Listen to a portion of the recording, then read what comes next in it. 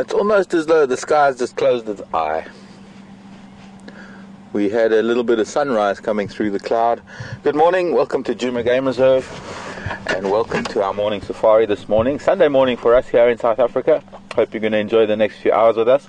My name is Mark, and I have Wim on camera with me this morning. We have Nikki back in final control, and we're going to bring you whatever we can from this little corner of the Greater Kruger National Park.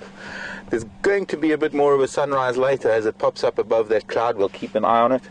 We're going to be heading in that direction as we go up towards our northern boundary. We're going to go and look for some cats that were calling not too long ago. In fact, they were calling only a few minutes ago.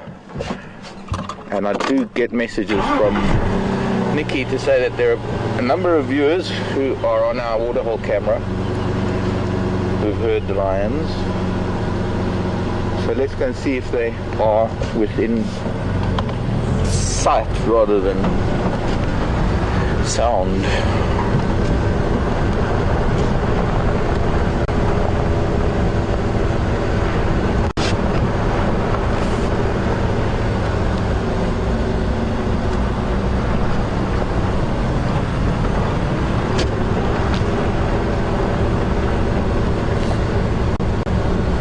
Rather still morning, cloudy skies. There's too much looking our way, bank of cloud, but behind us to the north and the northwest there's some pretty dark cloud. We'll get to see that now as I head towards Skari Waterhole and Qmale Dam, and it's much further away than we need to be concerned with.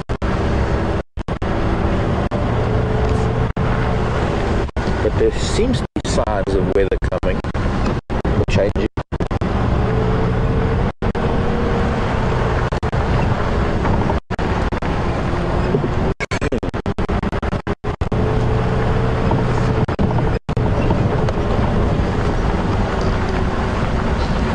Legs coming. Good morning to you. The cats that were calling earlier.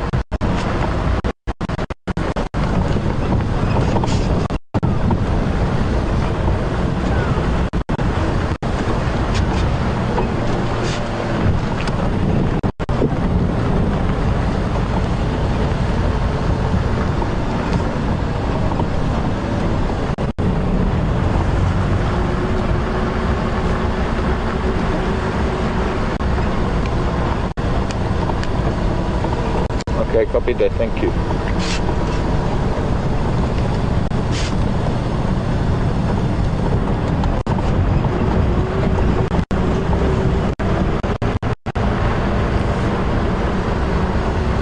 It sounds like, well, the day before yesterday, I found tracks of lion here. After hearing about him drinking at the waterhole about an hour before the drive started, we found his tracks here heading south. Excuse me. Follow them all the way across the boundary. It seems it's possibly the same cat that's come back. The cat in the hat. Because evidently his tracks are coming north from Twindale. Nothing here yet. So I think I'm going to have a look on the other side of the water. Just in case. Nothing on Weaver's Nest, nothing on Quarantine.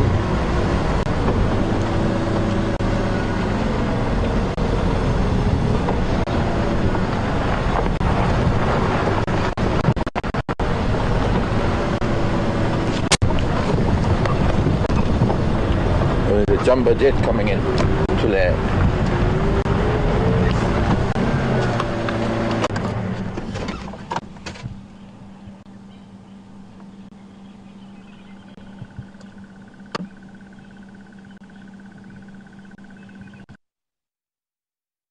The bush, the heron. Great heron. Wonderful. You see how it was curving its wings to break the air. Well, not break it, but to brake, to put on brakes.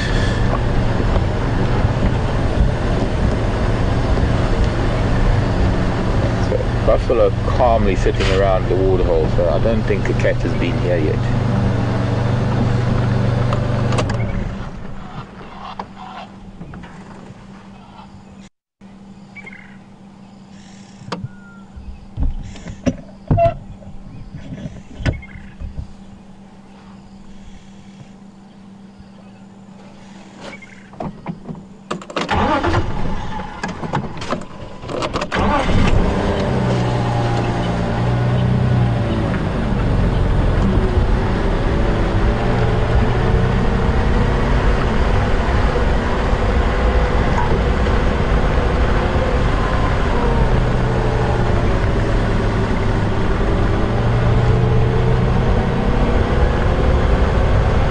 I think the buffalo would be a lot more nervous if that cat even sounded close by. So I picked up a whiff of him.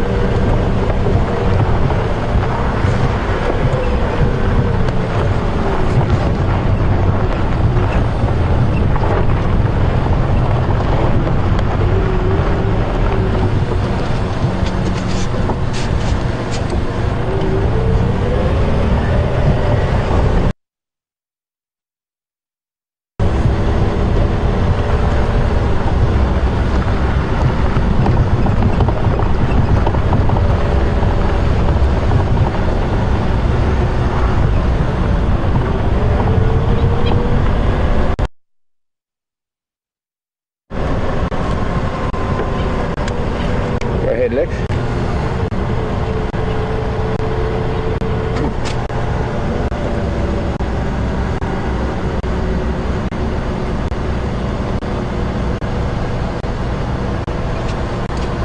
Okay, copied. I'm just on Central. I'll just see if he didn't maybe come back this way, but I'll check.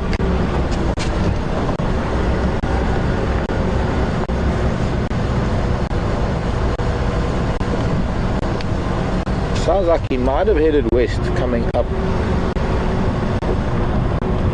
from Twin Dams, up there towards Chelapan, which means that would put him going down Philemon's cut line. And this is almost the extension of Philemon's cut line, only in the opposite direction.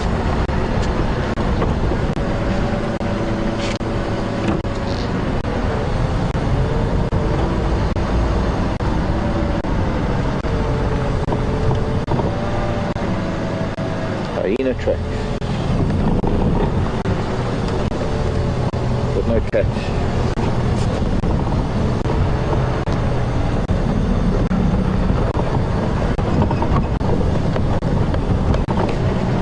Actually, let's go a little bit further to the jackalberry tree.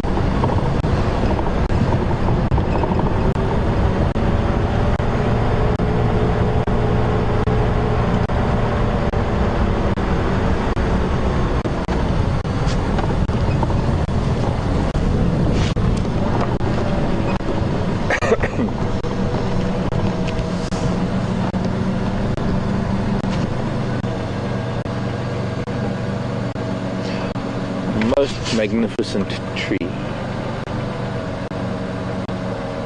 several hundred years old. This is a jackalberry tree, also known as an ebony.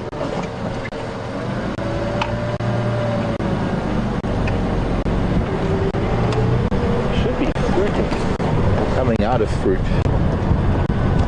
So probably just some of them we'll keep an eye on. It should be some jackalberry fruits ripening.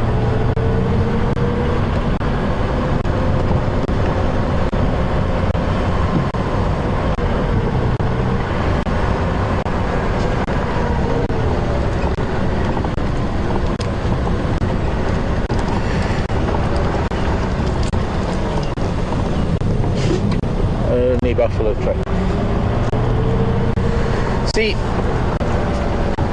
the way we do things, it's not always easy to find animals walking around just by chance, and there isn't an animal behind every bush. So quite often we need to have a look at the roads, read our morning newspaper to see where everything has gone, what everything is up to. Okay, go.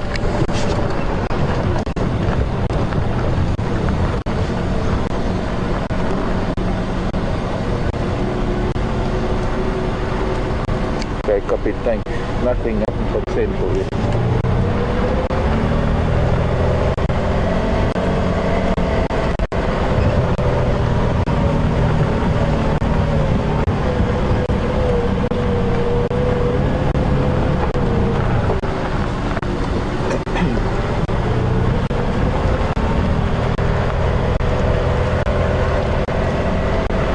Okay, I'm at the junction now.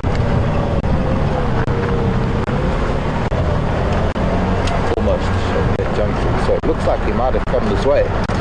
We might pick up his tracks soon. And well, judging by the sound of about half an hour ago, he might still be on Juba. So you see, sometimes I get interrupted because I have a radio in my ear. Now, most of the time, animals are just doing their normal thing, and we have to coincide our space and time with theirs so that we can see them. It's starting to get a lot thinner, the bush now. We're going into our dry season. We just come through a summer that's not...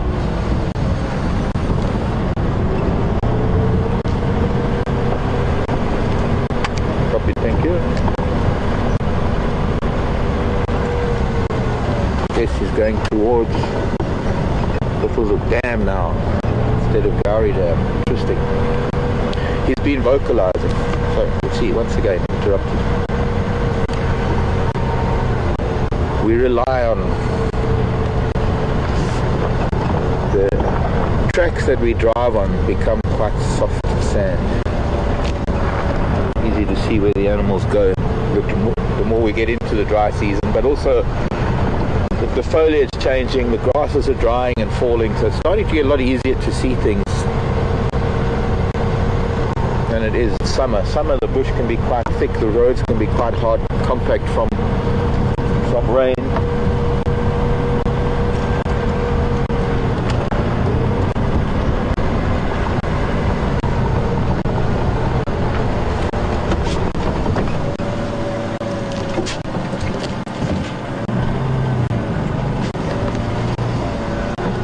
So this buffalo, this fresh urine on the ground, the root of this marula tree,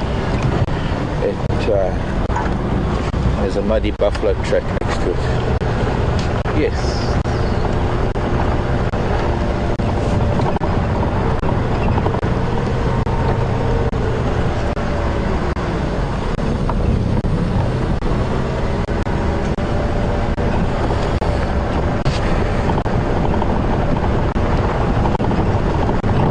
Very interesting question from Sam. What trees stay green through the dry season? And why do some lose their leaves, others not? Okay, first question is which trees stay green? Well, the guarri, the magic guarri is one of them. The rain tree is another. Jackalberries to some degree. Some of the trees do lose their leaves, but they do a very quick switch over. So they'll drop their old leaves and get their new ones in a short space of time. Those are trees that are able to, either they are tapped into the water table, or they manage to store a lot of nutrients. At this point I need to just get out and have a look at tracks. I don't want to be driving over them.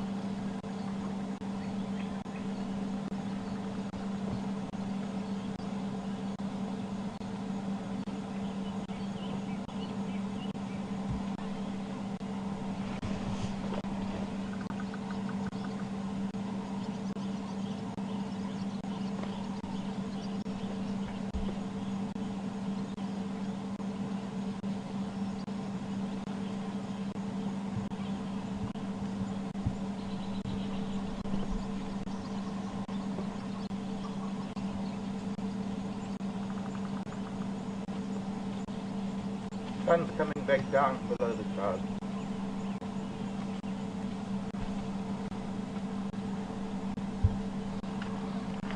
We had the sun disappearing into the cloud and now it's actually dropping down back again below. No, I'm not seeing. Very hard ground though. It's more stony than sandy.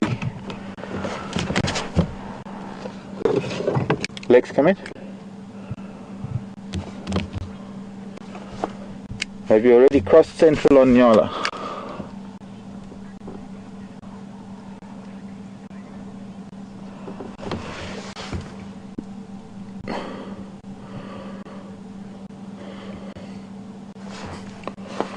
Okay, I'm at the junction. I'm not seeing anything here yet.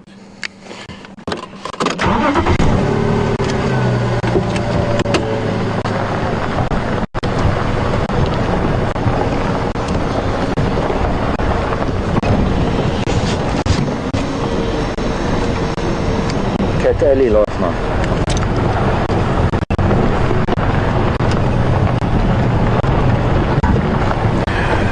Sam, going back to evergreen trees.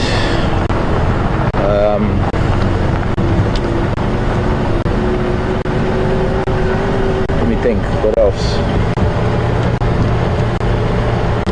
Well, there's one ahead of us. That's one of the quarries ahead of us. This dark green one here.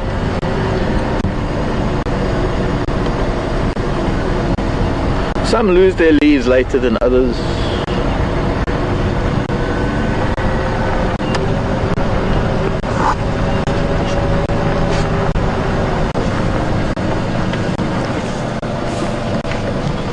Aha, so he has walked here.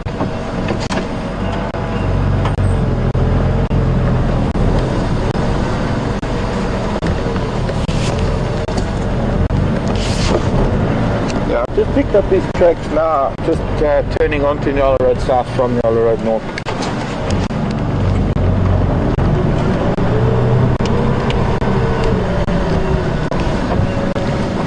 Didn't see them at the junction, but I've just seen his tracks here now. Let's go Nyala Road North.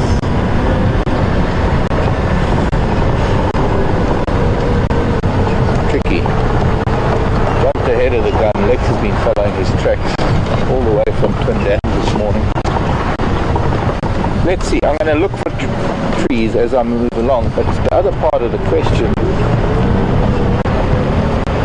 from Sam is some trees, I guess, if we find some of the trees that have leaves that are persistent for longer are trees that have high tannin levels, or they're leathery leaves. They have, I suppose, adapted to a dry environment and can and still photosynthesize. Oops, hello Nyala.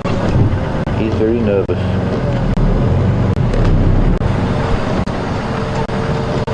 Because he's just had a cat pass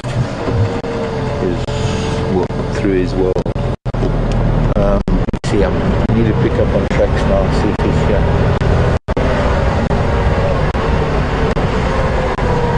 Yep. Alexi headed up Nyala Road North, probably towards the dam. Live has its technical challenges. Welcome back. We have a few ups and downs on that road, through a few dips. Broadcasting from a live vehicle here in the Sabi Sands is not a perfect art. Yeah, you are. His tracks on the road still. So hoping that he's still going to be at Buffelshoek Dam.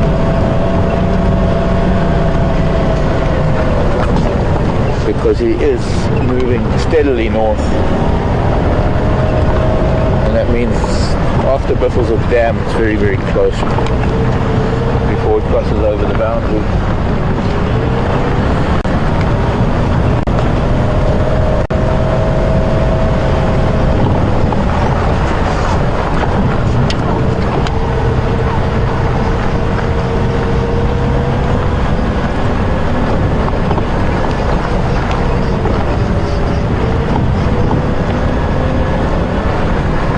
I think I was interrupted with Sam's answer with the leaves. Most of the palatable leaves, most of the leaves that need to be renewed because they get fed on, they get eaten, they're so vulnerable to all sorts of leaf-eating creatures. Those are the ones that need to be replaced more frequently. Other leaves that have high tannins or they have waxy leaves, different story. They can retain moisture and they don't need to. There they are. Oh, hello boys. What?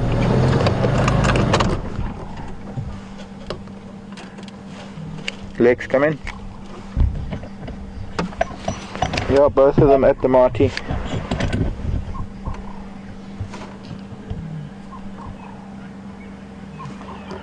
Oh, thank you. Sorry I jumped ahead of you.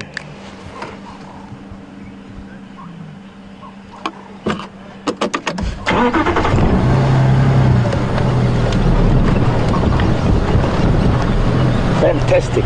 See, this is what some teamwork can do. Working with legs to with the right direction.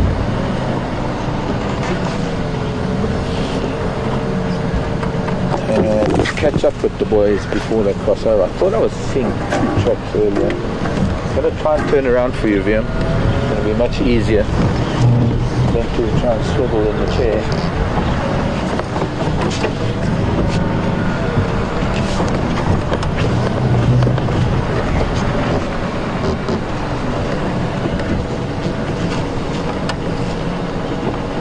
How's that?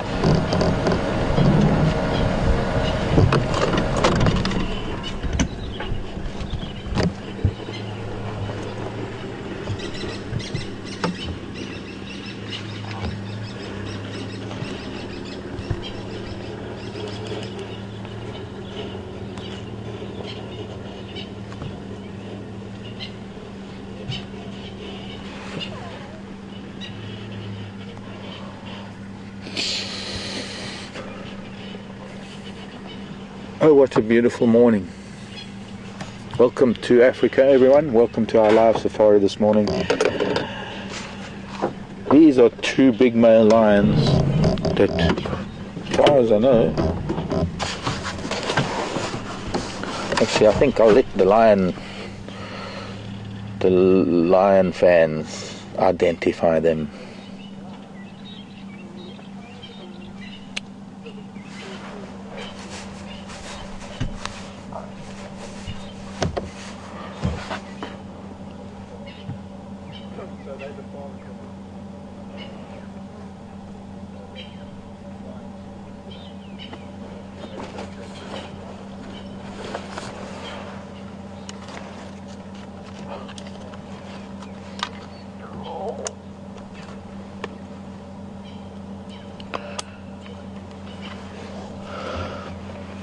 I had a comment from Qmale that came through a tweet. You can tweet us, by the way, hashtag Safari Live. I had a comment from Qmale about the behavior we were seeing as we arrived with them, with the one male, what appeared to be him covering the other one. That's more of a dominance behavior than a sexually overt action.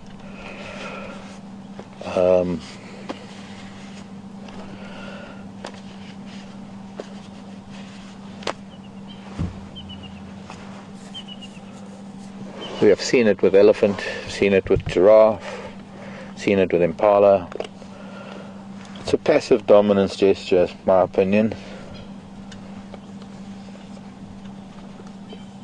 One brother just asserting his dominance over the other. Looked like it's got a pretty full belly, the one with his back closed. I can't see this one's belly too easily.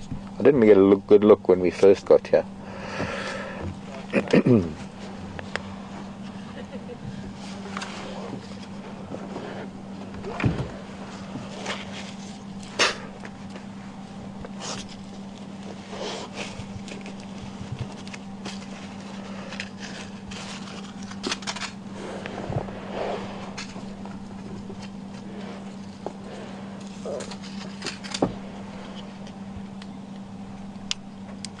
Morning, boys.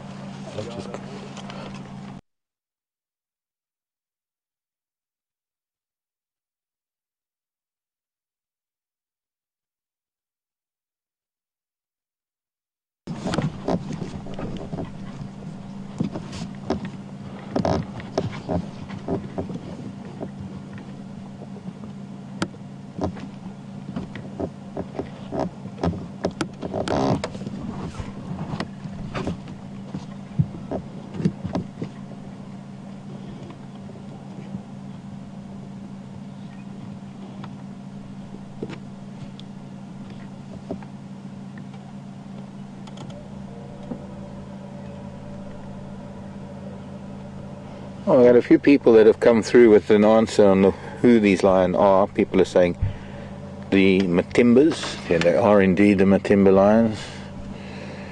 The Matimba males.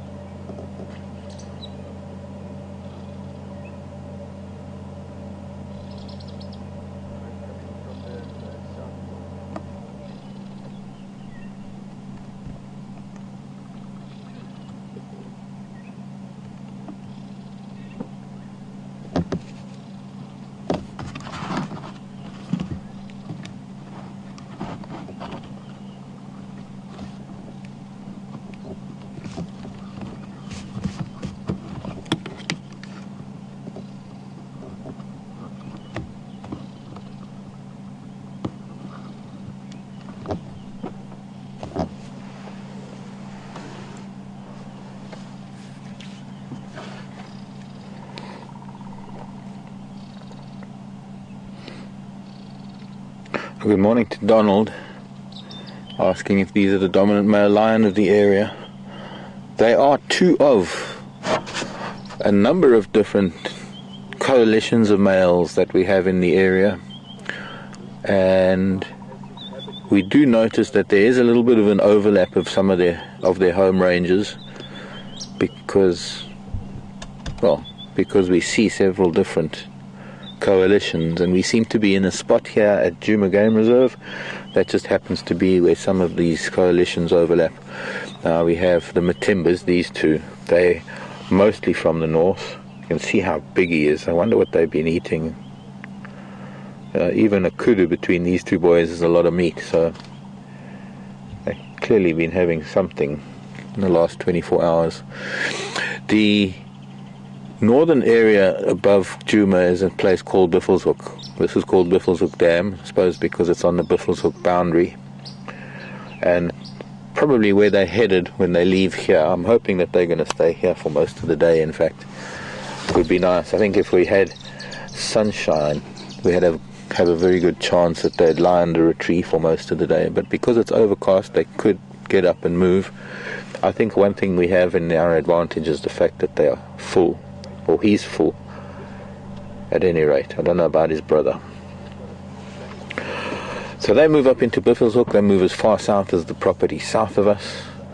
They do a little bit to the east, but they don't go very far to the west. I think the furthest west that they go is maybe sort of the western edge of Qmale, because there is a coalition of males that rule the roost, as it were, towards the west around Arethusa, and although there are differences in ages, there are a group of boys called the Birminghams. There's a group of boys called the Majingilans. The Majingilans are much further west, but they spread their territory towards as far east as Arethusa. There are the Salati males that come in from the north as well, from the northwest, from Manyaleti, and they're also known to cross over through Djuma. So there's quite a lion bottleneck happening here with big male coalitions, and the female prides that we find within all of their territory.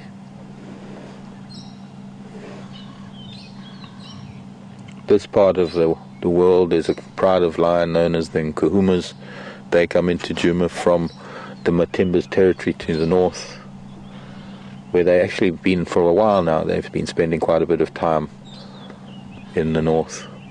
It would appear that they haven't been answering the males, and the males have been calling, and it's most likely because this morning these two boys went together. Now, I would imagine that we might find that the one that came up from the south is this boy that's sleeping facing towards us. And I'm thinking that maybe the boy that's sleeping is the brother that might have come back from the north, because they haven't been together for the last few days. And as far as I know, we've only had the one set of tracks of the boy that went south. And he was calling this morning, and no doubt trying to locate his brother. And they must have met up fairly recently. In fact, probably minutes before we got here. And that would also account for that behavior that we saw.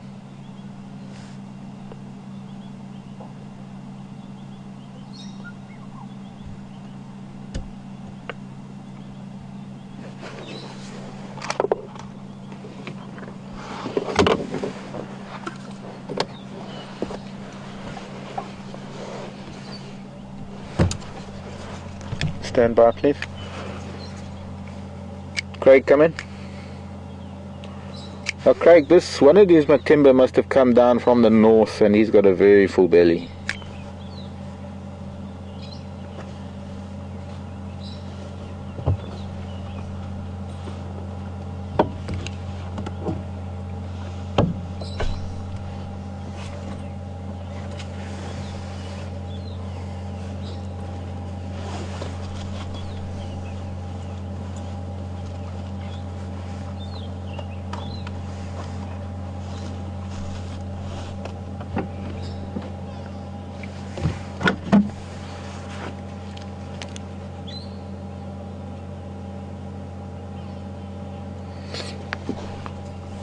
Yeah, I copied that. Yeah, I saw his tracks crossing with Baboon Pan day before yesterday, but he's the one I think that came back. I think they've only just met up again at the dam here.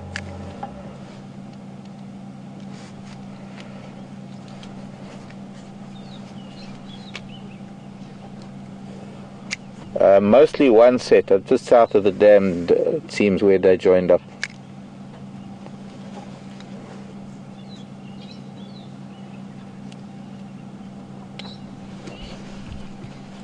Lex, did you see where the other one joined up?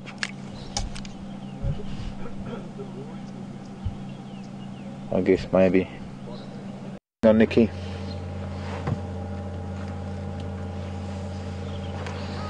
Yeah, they're getting up.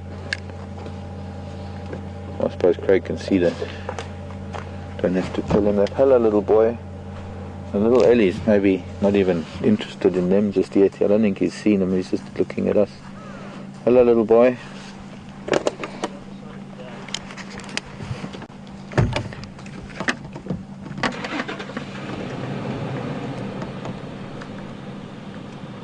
Elephants. We're getting a little bit cautious.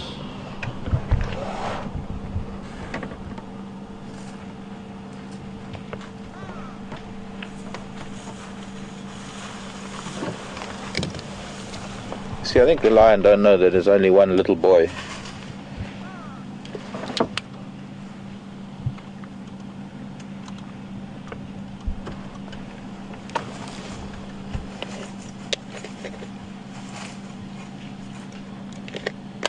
Ellie can smell something. He's definitely quite tentative. Sorry, Nikki, I had the sound down. This one.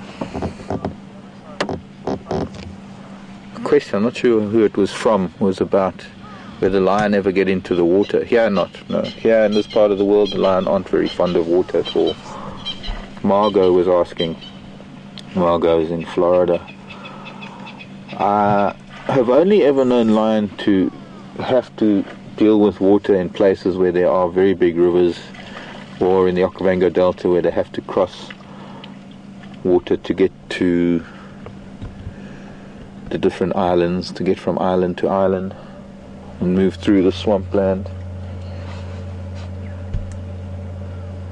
But I've never known lion to actually swim. I think in a lot of the big bodies of water you've always got crocodiles, and cats where they live. With cats that live in those areas with crocodiles will invariably be very wary of the crocodiles.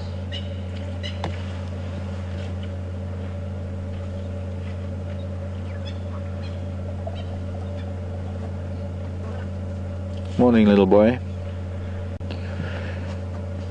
Now he could be just breaking away from his family and coming down for a drink. He's going to head towards where they were sleeping, and I'm sure he'll pick up their scent. Or he could be a teenager that's leaving his herd and hoping to find a bigger bull to be with.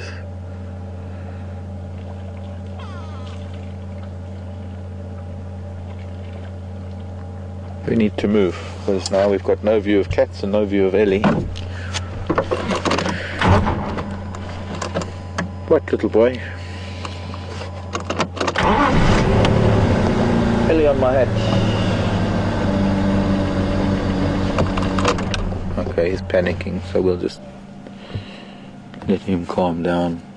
He's possibly smelling the fact that there have been cats around.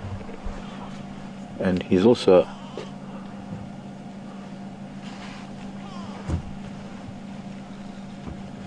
I suppose a little bit insecure without mom and family around. It's quite possible that they're slowly making their way here to the water. Right, let's see if I can start up again. See? As soon as I start up, he gets nervous.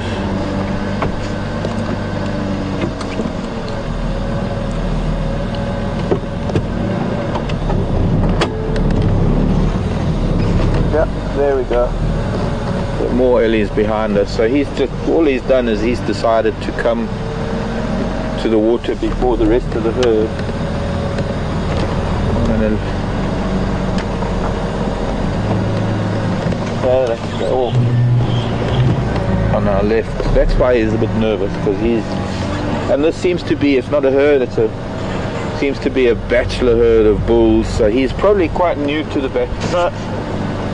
bachelors and babies.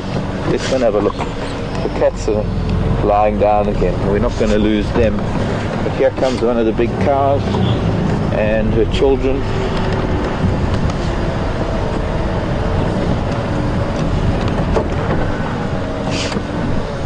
Very big girl. And little one. So I think what happened was the cats must have heard that there was more than just one little boy elephant. I wasn't hearing this big herd. Huge, beautiful big group that are heading down to the river, to the dam. But they are feeding as they go along, so there's no rush to get to the water. It's not hot. Why who would it, the lion?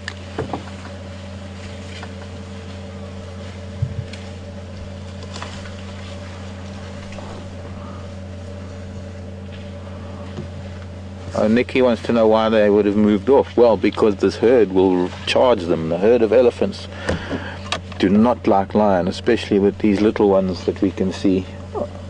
Help me, mommy! The lion are not... They must have heard more than we could see. And despite the fact that this is a very large herd, now we need to get to the water to be able to watch them come down. We don't want to be behind them. But a very large herd like this, if they pick up on lion and they see the lion, they'll charge them, they'll chase them, they'll make sure that they get the upper hand.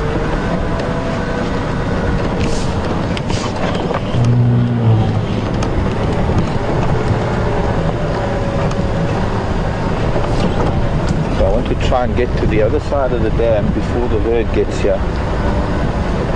So so that we can see or get to a different position.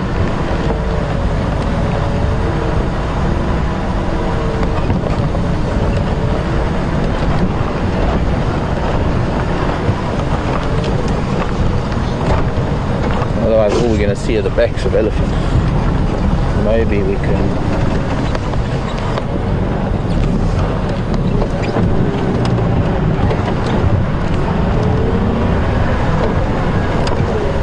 around to where the cats are. The lions keep their distance. If the ellies come this way, I'll move again. If the elephants move off, I'll probably relax again. But lion and elephant don't see eye to eye. There are places where lions do hunt elephant, but not so much here, especially not these two big boys. Thank you, Craig. Very good in you.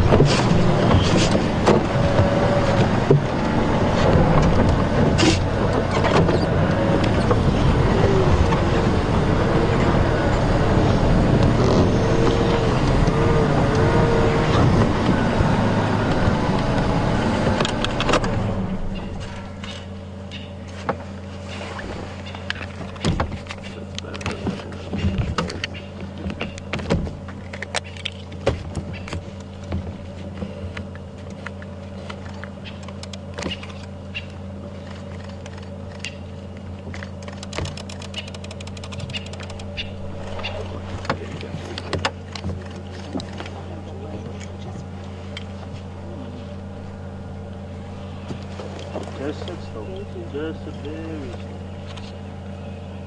He's got a big belly, he doesn't want to eat anybody. Wow, just made it in time to get a duo of lions and elephants.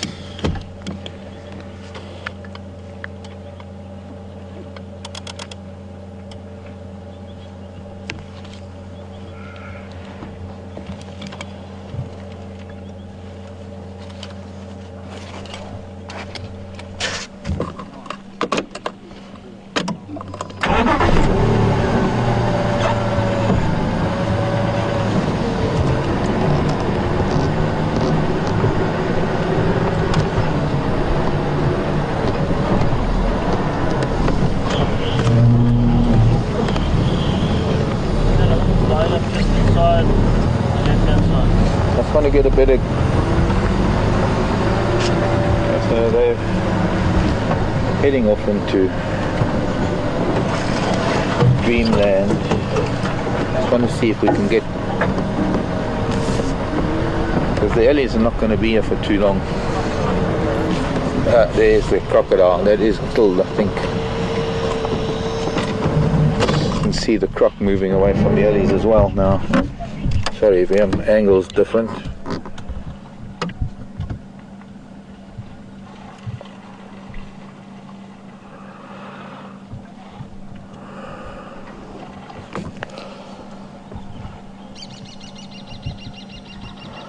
Still quite a big crocodile, so I think it's still the same croc.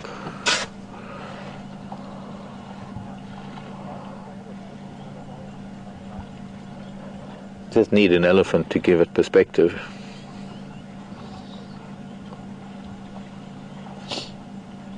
Like a submarine or a battleship slowly moves away from potential trouble.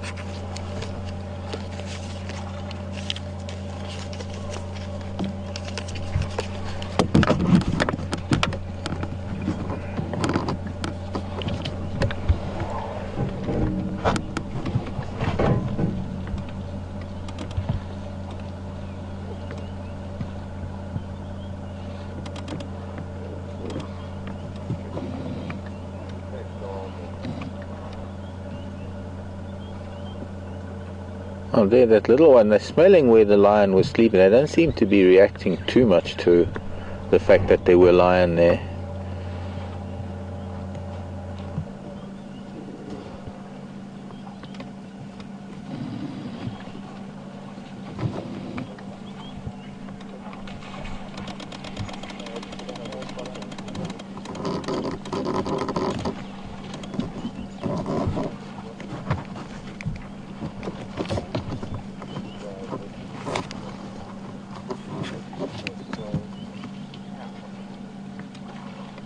And there's still elephants coming out of the woodwork in the background. Absolutely. Absolutely. Those lines need for a fact that it's better for them to move away than to end up being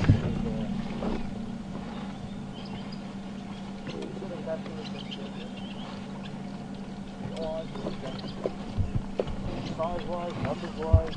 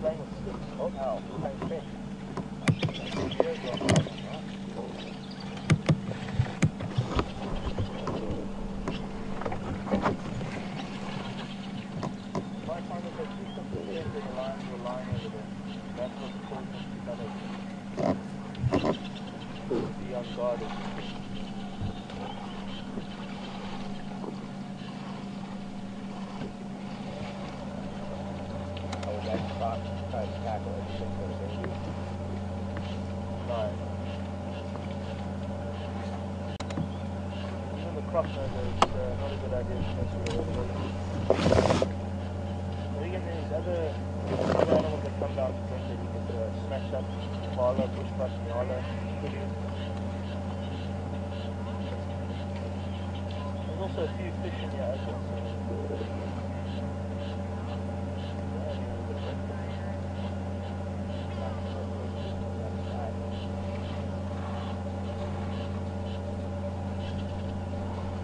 I'm sorry, it's a horrible Sunday.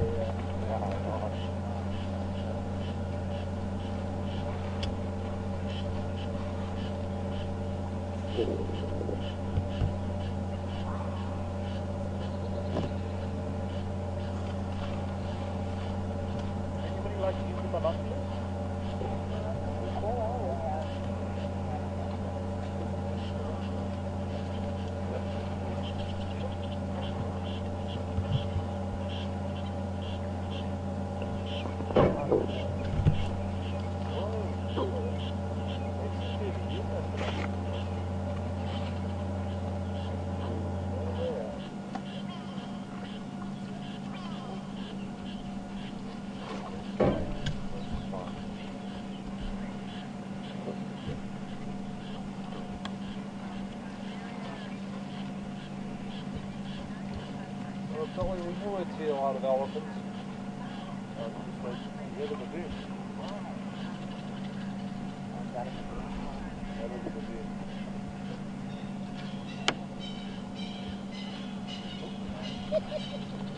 Got a fright. One elephant got a fright from the heron.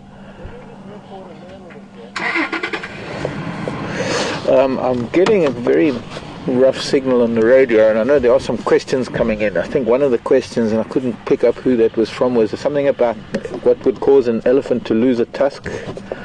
Well, sometimes they get broken in sparring and fighting. Sometimes a tusk can be lost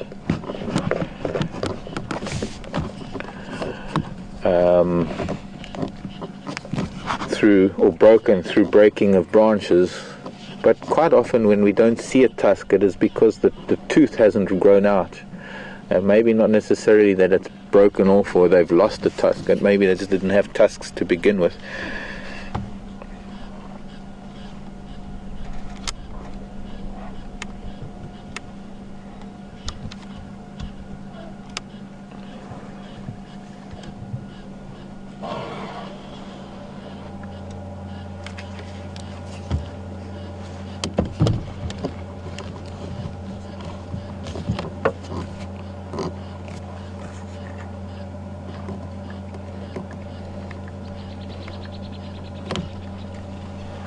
beauty about being on the opposite side of the water is that the elephants are unmoved by our presence.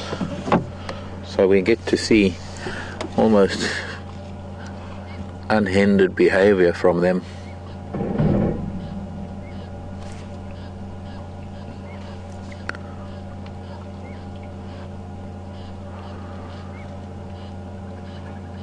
That's quite a tender and very touching gesture there, putting trunk in the other one's mouth, that we saw very often the greeting that elephants have.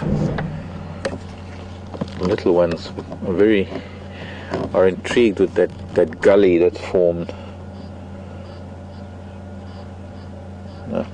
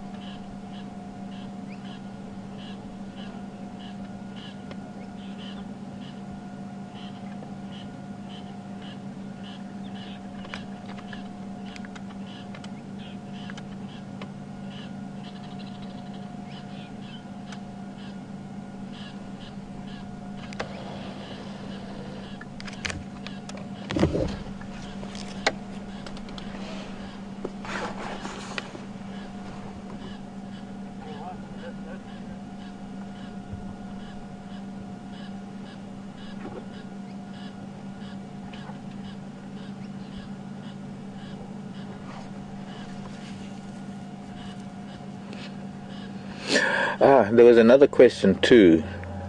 Would the lion have felt the elephant in the vibration in the ground? No, they definitely, from what I deduced from the way he sat up and he looked towards me, I thought it was because I was talking. I thought it might have had something to do with my voice. But he heard a noise and he looked up, and then he started listening to more noises. I couldn't hear it basically because I've got one ear blocked with an earphone listening to the radio, and the other ear mostly the hum from the vehicle.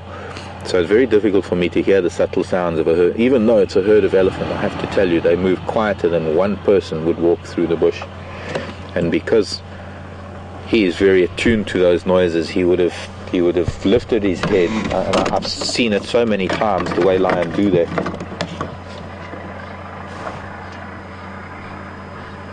You can hear a squirrel now shouting at him. Let's move down next to the water.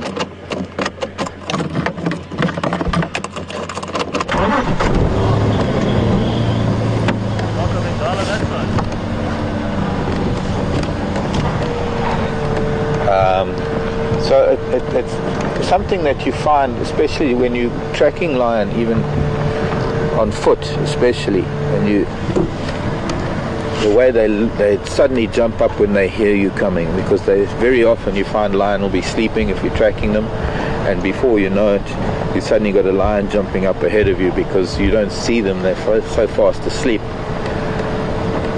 and they're flat. It's only when they suddenly lift their heads because they can hear you. I don't think they feel vibration. I think it's more an audible signal that they get before they feel anything. I also don't think, based on the quietness of those elephants moving, they're not making that much of a vibration, a rumble on the ground.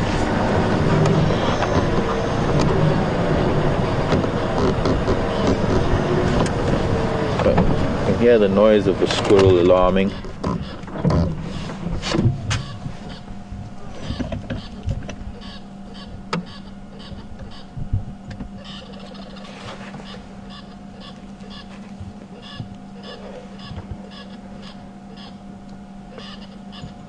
In fact, I can see the squirrel now sitting on a dead tree. Also very typical of squirrel alarming is the flicking of the tail. It's almost like a squeaky toy. It's the tail that makes the noise. You move the tail to make a noise.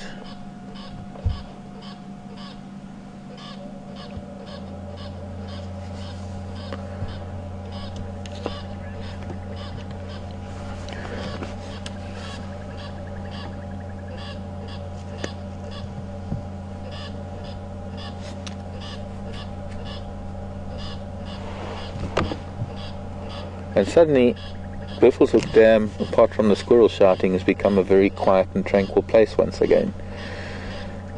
No one would, if we didn't know the lion were here and we just had to arrive at the dam right now, we would think that very quiet, no activity, peaceful, tranquil scene, with no inkling that there was a little bit of drama that has just played itself out.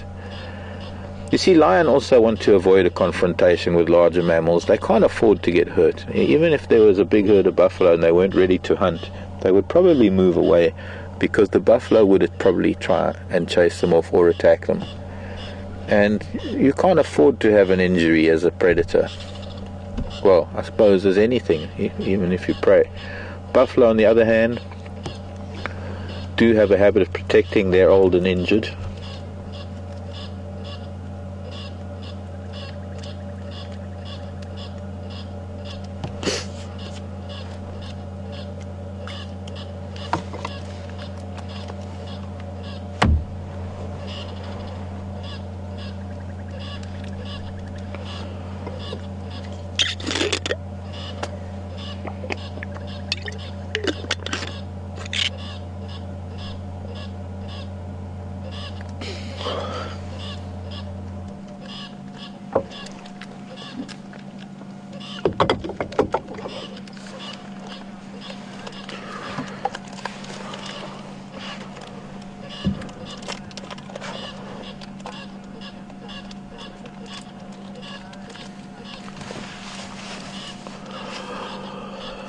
Lois, I think it is, in Buffalo, New York. Lois is asking if males, when they form a coalition, non-related males I guess, will they fight to assert dominance, to establish dominance? They might do. We noticed that when we were in Thorny Bush a couple of years ago, notable example, when we were in Thorny Bush, there was a young male that was just leaving the pride, and a new male had come in to Thorny Bush from the Timbavati. He had somehow got in. Well, the fence wasn't very substantial at the time, probably because of previous flooding, where the Timbavati River left Manyalet, or rather left Thorny Bush.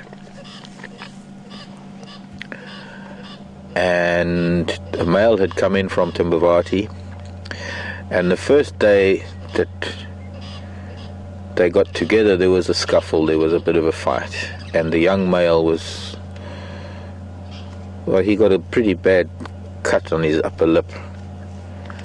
And then after that they joined up and they formed a coalition, and I think they're still together today. I must actually look into that to see whether they are still together, the two boys. But different ages, different areas, they've joined up together.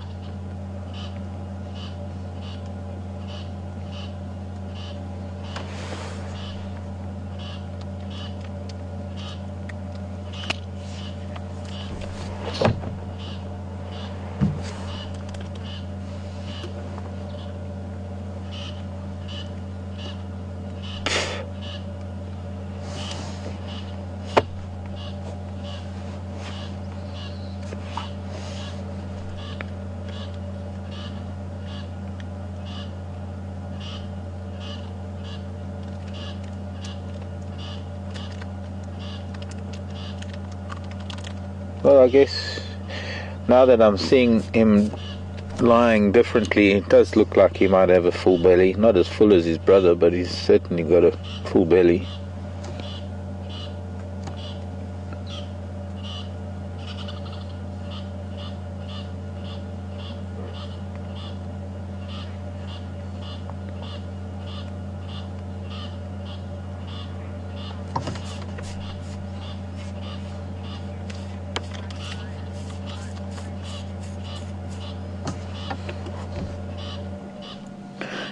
Peggy's asking if elephants ever get as full as lions do, because elephants seem to always be eating. No, they don't really, Peggy, because their digestive system is somewhat different. You see, lions are eating a very high protein meal. They're eating meat. It doesn't move through the system very quickly. It takes a longer time to digest. Elephant, on the other hand, have the kind of digestive system that requires constant movement. Food going in and food coming out, because the kind of digestive system doesn't really take very much out of what they put in. Excuse me a second. Go ahead. Very welcome, Andrew. Do you know where I am?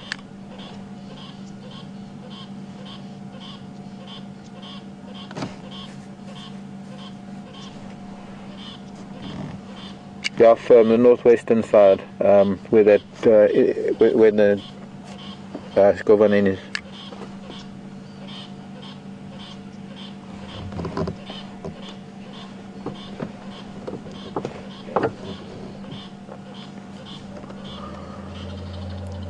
So elephants, part of their diet is roughage, part of the necessary part of their diet, branches and bark and twigs and roots, very rough material that is able to help move undigested material out.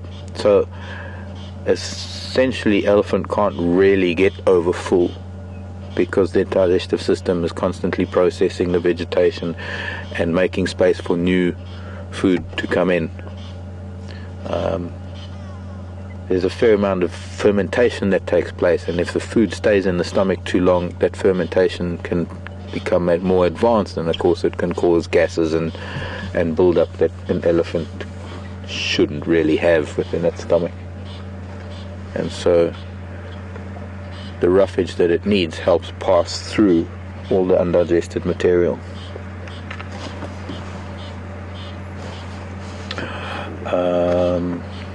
Trying to think.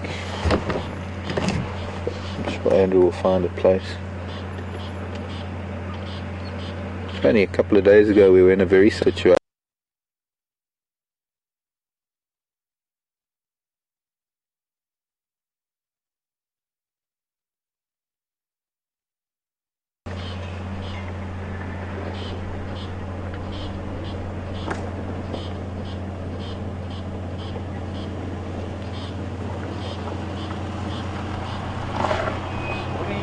Good morning.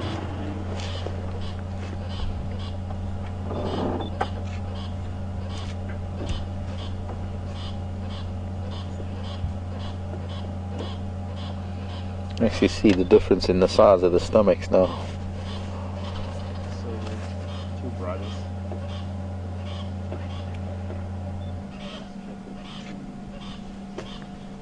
Go them close to the water. Moved down there because of the elephant came through.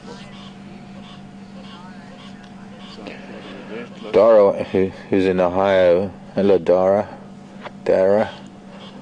Wants to know if the squirrel is going to be calling until they leave. Could be. Might get bored, might get hoarse. And also might even call long after they leave. It might be so upset with their presence that it'll call when it can't even see them anymore. The other side, because see them, they're still looking at the danger.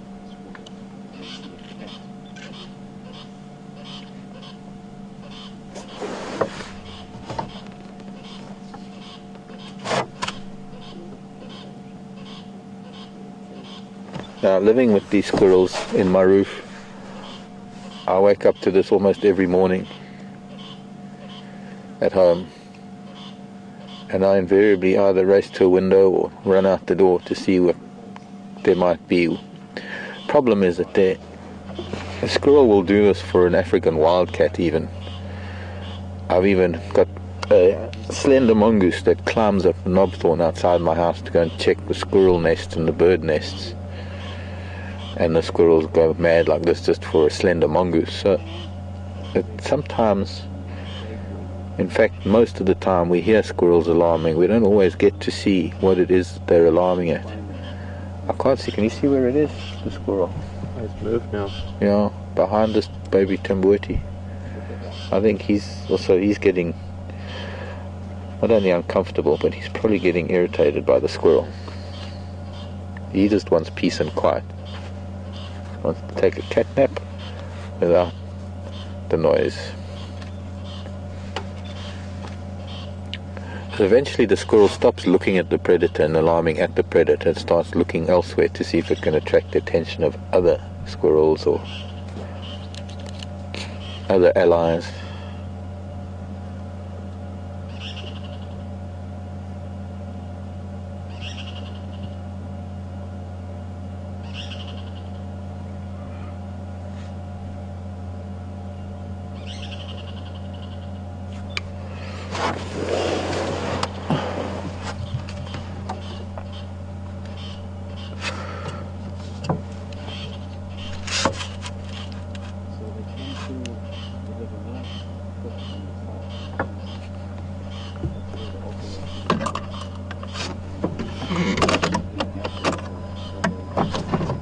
Gonna move position a little bit.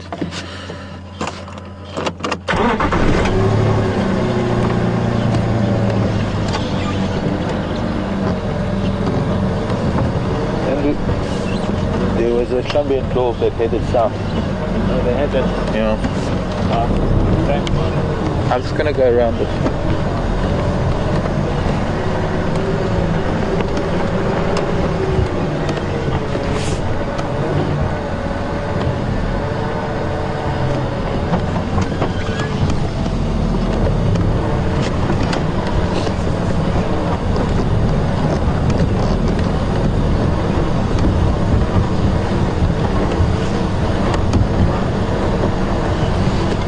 Maybe we get a better view, but he's laying down.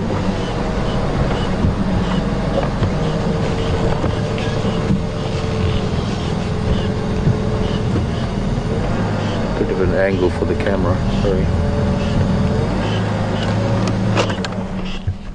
Is it? Can you level it alright? Yeah, it's not bad. I just thought if the other one sat up, we'd get a nice look at his face, maybe. The bigger boy.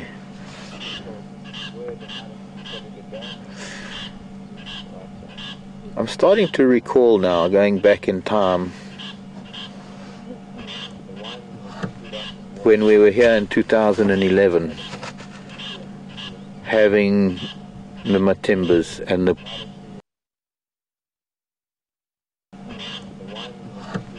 when we were here in 2011, having the Matimbas and the lion called Induna, the bigger male of the group. And if I'm not, that big male had a little bit of his tail missing, much like Induna the leopard did. Funny how a little while ago I wasn't really remembering them at all, but things are starting to come back to me a little.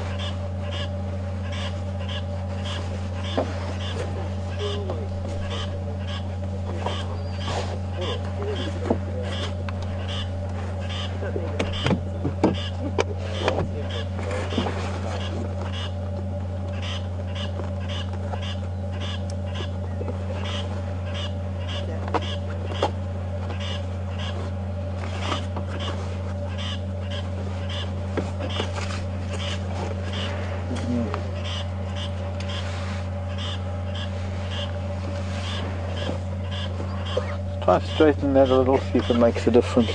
And that's dendros. Is it? Nikki, if you can copy me, not copying anything at all.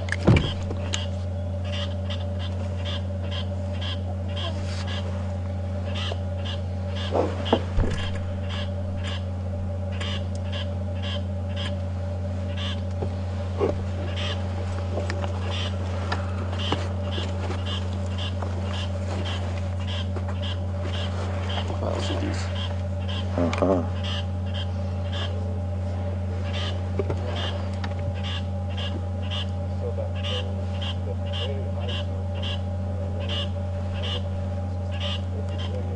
A little corner to it.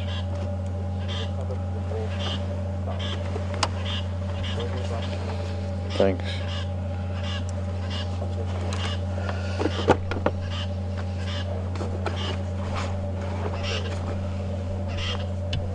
Not sure what I did with my lens clip.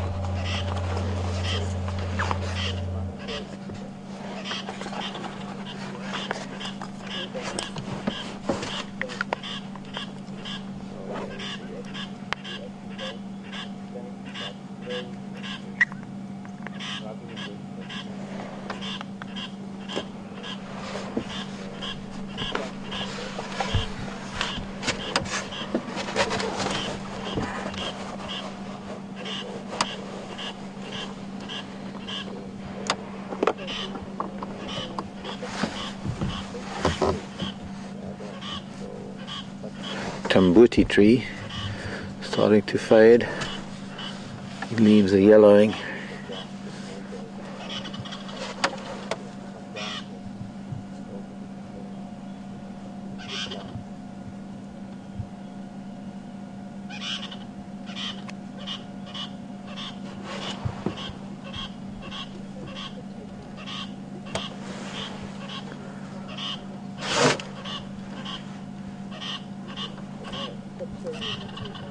Yeah, the two brothers sometimes separate. Like days ago they were together.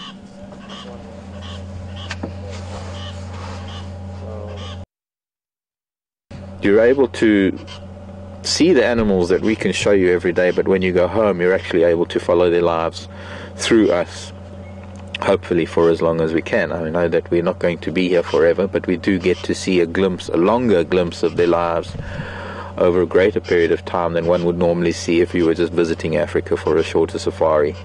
So I suppose one of the benefits of being able to read tracks, what we do as presenters, the three of us, and you'll be meeting someone new very soon, and who's going to be joining us tonight at Fireside Chat. Keep you guessing for a little while, but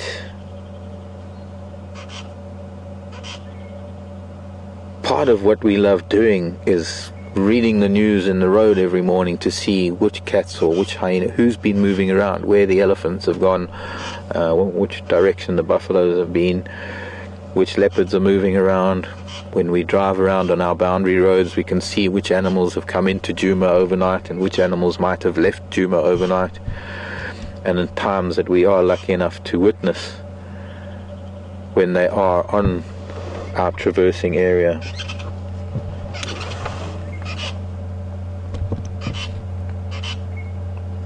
that's why we hope you become regular viewers. We hope you get as hooked on these cats and other animals as many other people have and have watched us over the years. You can see it. He's getting a little bit.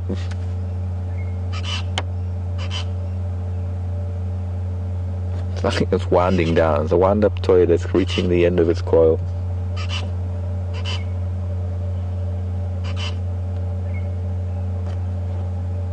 Until the cat moves, I bet you if one of them got up and moved, it'll be like the squirrel suddenly got wound up again.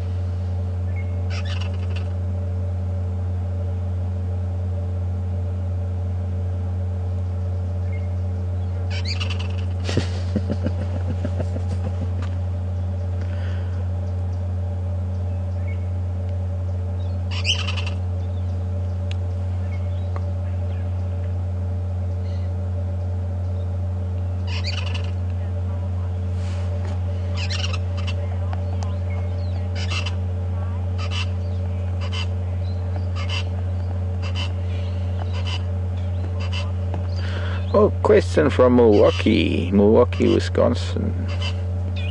Liz wants to know if these two males are part of that pride of 13 we saw the other day, 2 days ago. I just heard some parrots fly. You can hear the squeak of the parrots. And they've flown over. No, Liz, these two boys don't go down that way because there are males there. They're a little bit, that is southwest of us where that pride is. That's the Talala breakaway pride, and those lion have other boys that look after them, or that are the fathers of those 9 youngsters. As far as I know, they're the Birmingham boys that live down there, and there is also further west, when the Birminghams are not around, the Majingi lions come in from the west. There were some Majingi lions on Arathusa the day before yesterday, but they were just not on the area where that we traversed. They were on an area where we don't have access to. And they didn't come quite as far east as we were with the lions on the water at Arathusa. So these boys wouldn't go that far.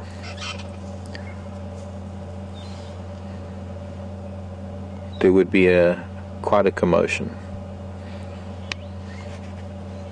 Plus they've got a hard enough time looking after their own pride up here and on Buffelshoek. There's the Nkumas. I think there's probably others that don't ever come here. Just trying to think. There's that other group called the... Come help me out, someone, viewer. Questions at Safari.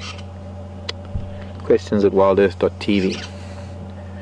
#Safari Live. No, the Birmingham's, no, not to Birmingham. I'm thinking of another pride of females from up north that don't really ever come onto Juma from Buffelshoek. I know they're the Salatis. The Birmingham have sisters in Manyaleti. The Salatis are in Manyaleti.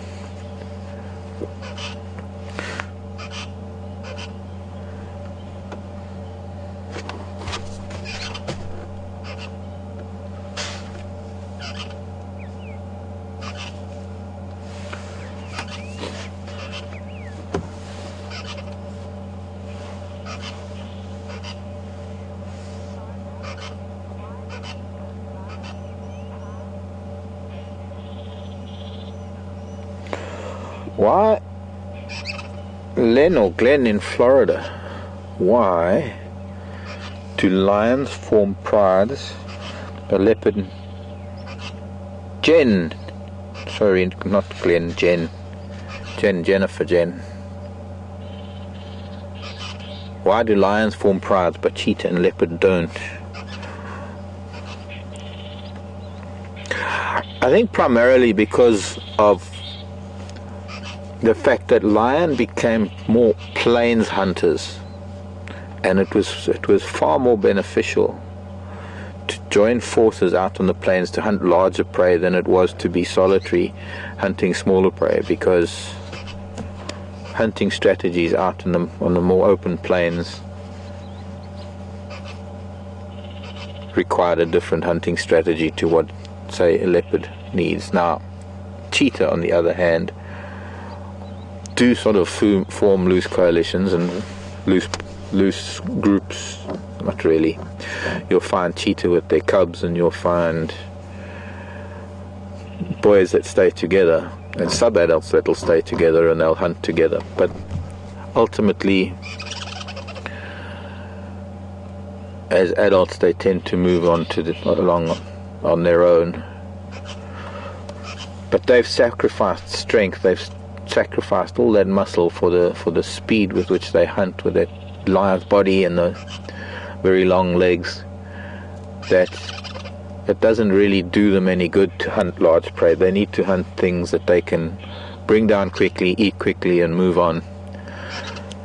And somehow the way lion has worked over time is that it became more beneficial. It became as a survival thing. I think if we look at the adaptation of lion to their habitat. We can see when lion are born how they have spots and rosettes very similar to leopards. So I think at one time there must have been a type of habitat that wasn't conducive to open grassland and things, and that maybe over time that developed, and then the animals had to move into that niche and create a different type of society or a different behavior for themselves. Not create, but adapt to a different way of living, a way of hunting, a way of feeding. And by not living in the thicket and the bush that they used to, they no longer needed the spots and rosettes, so it kind of faded over time to become this more uniform tan, tawny, beige lion color for out in the grassland. And being large cats, being able to hunt cooperatively, giving them the opportunity to bring down larger animals, which increases the amount of intake of meat per individual, which improves the chances of survival. So it was probably a combination of survival tactics and changes in habitat that required changes in behavior and social structure.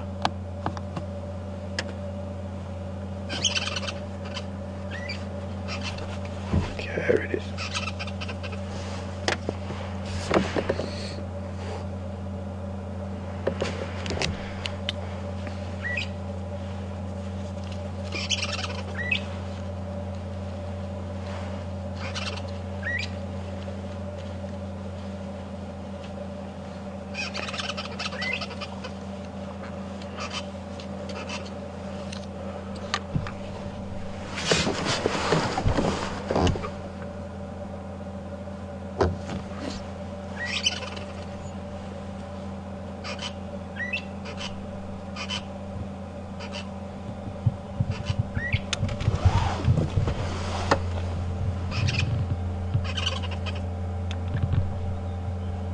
Starting to get some pretty low and heavy cloud moving in from the south. The squirrel decided to just chirp up again because a fork-tailed drongo arrived in another tree, and the fork-tailed drongo is also making a little bit of a noise. So the squirrel's just reaffirming its vehemence, reaffirming its displeasure, and having cats in its territory.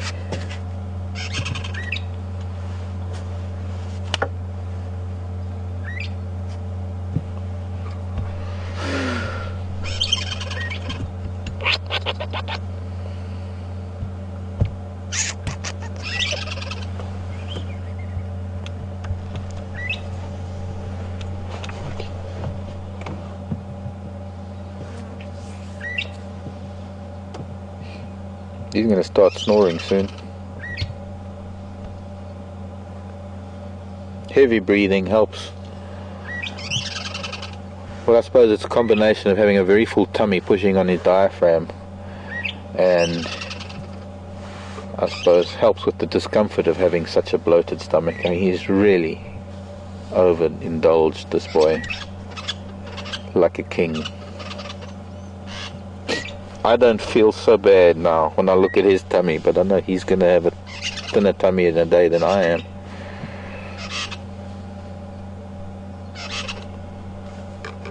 Ooh, give us a roar.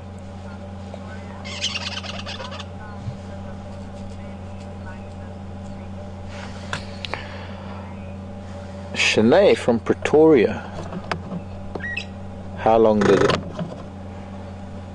does a full belly like this take to digest?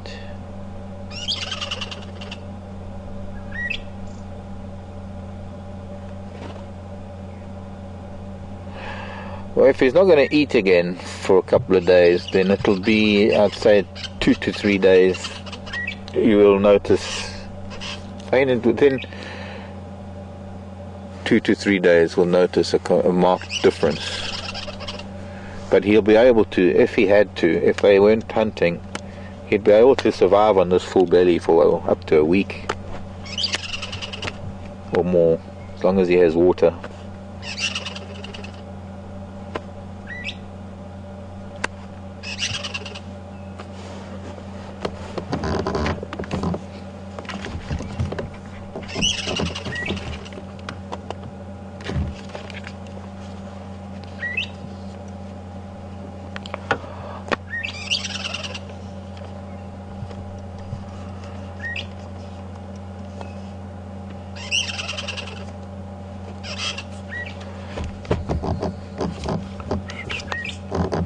a drongo.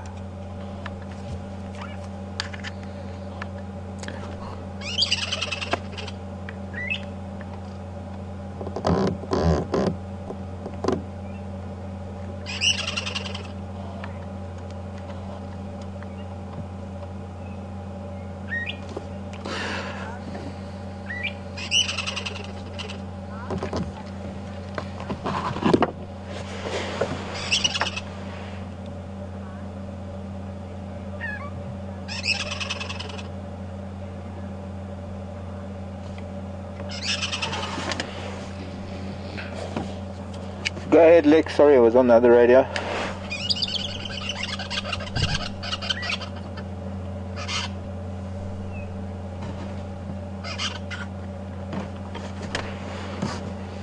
Negative. I'm still at Buffelshoek Dam.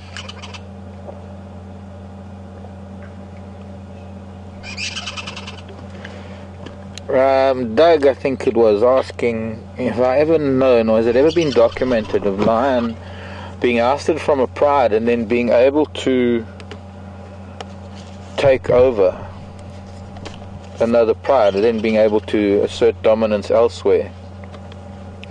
I have to be honest, I haven't ever heard of that. Mostly because of the age. I don't know, maybe if I had to think about it, Doug, offhand I can't think of it. I'd like to look into records to see if maybe it has been documented.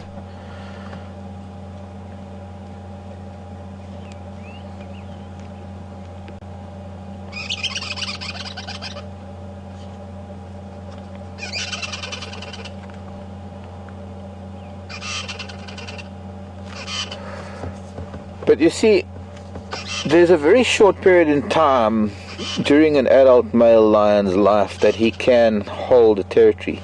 So I suppose if a lion is ousted young enough, before he's managed to even sire any cubs, there's still a little bit of time left on his clock for him to be able to do so, if he's strong enough and able to dominate over another pride male.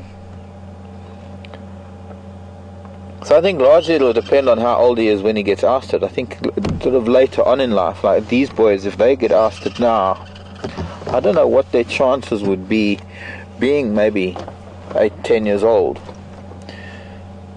There's still maybe a few years left in them, so there's a very good chance that maybe they could. I suppose if we had to look at it from the point of view of here, if we have to think of the lions that we've had here in the Sabi Sand, when I got here, the Mapochos were here, they were pretty dominant up here, so I suppose it has been documented. Mapochos were here, they were ousted by the Machinga lions. The Machinga lions took over here, and they sired cubs here, but then they were ousted and pushed off further south and west. So I suppose the constant turnover here is different to anywhere else that I've ever known in terms of coalitions and frequency of coalitions. So I think under those circumstances, yes. Back home, I don't think I've ever heard of it happening back home in the Timbavati, and the lion that I've studied up in East Africa haven't ever done that, because the dynamics are so different. So I think where a population allows it, it is possible. If we think of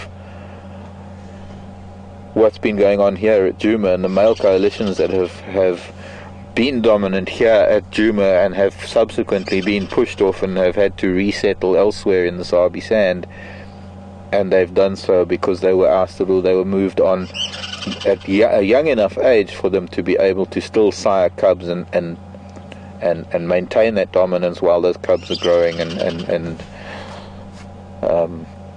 getting to an age where they're no longer under threat from other males coming in.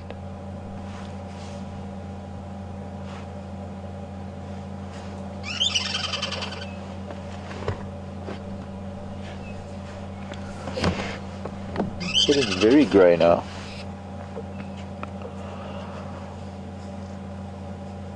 I'm thinking that we ought to carry on driving for the last little bit of our drive.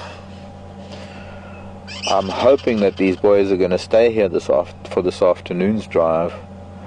There's a good chance that they will. If there are elephant or buffalo that are going to come down this little alley to the water, they will move off, no doubt. They're not likely to move very far, especially this one with a big full belly. Probably stick around the water for a while, and I'm hoping that they will still be here this afternoon. I'm not foreseeing any change in activity in the next 20 or so, 30 minutes. So I'd like to, let's go and see what else we can find. We'll take a little bit more of a drive for the time that we have left. Go to bed, squirrel. Good night, boys. Thank you for your company. Bye-bye, little squirrel. Good luck with your endeavors to attract the attention of other allies to come and fight the lion. Bye-bye, boys. It's okay, you don't have to get up, but not on our account. Don't need to even lift your head. I quite understand. When you have that kind of a status in the world.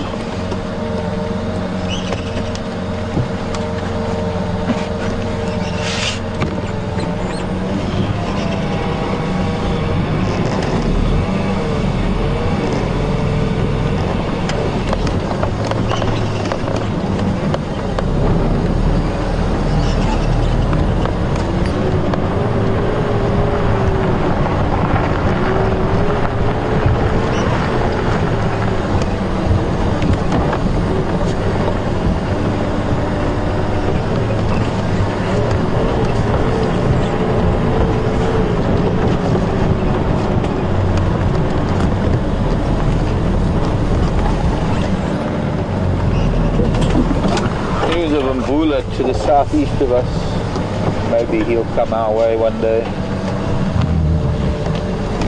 but we can't get there. But nice to know that Mbula is fairly close to us again.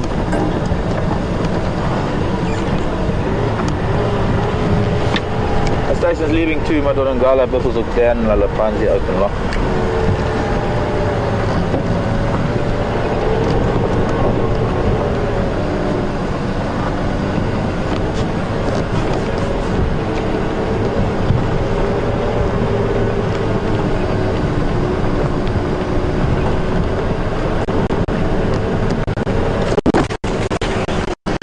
Skies with lower patches of cloud, I mean, a drizzle later for some parts.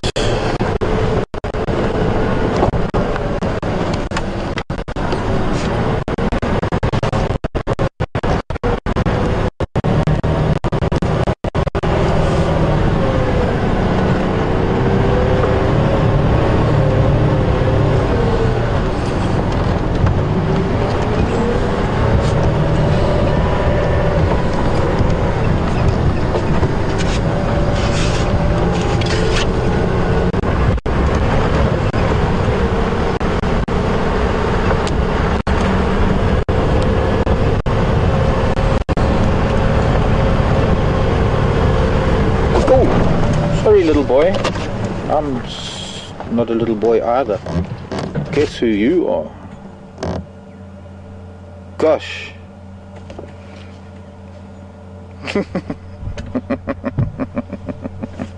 Guess who this is, everybody? Go ahead, Josh.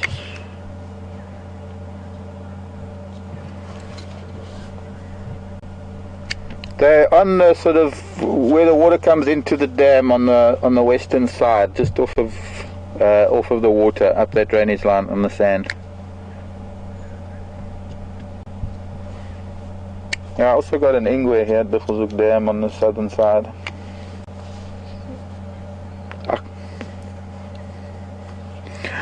Quite a surprise. I'm so glad we decided to leave the other sleeping. Just bumped it right this very second.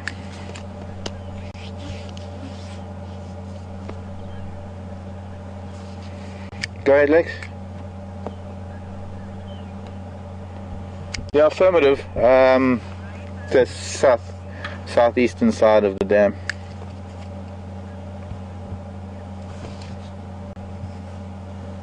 Raisa said quarantine.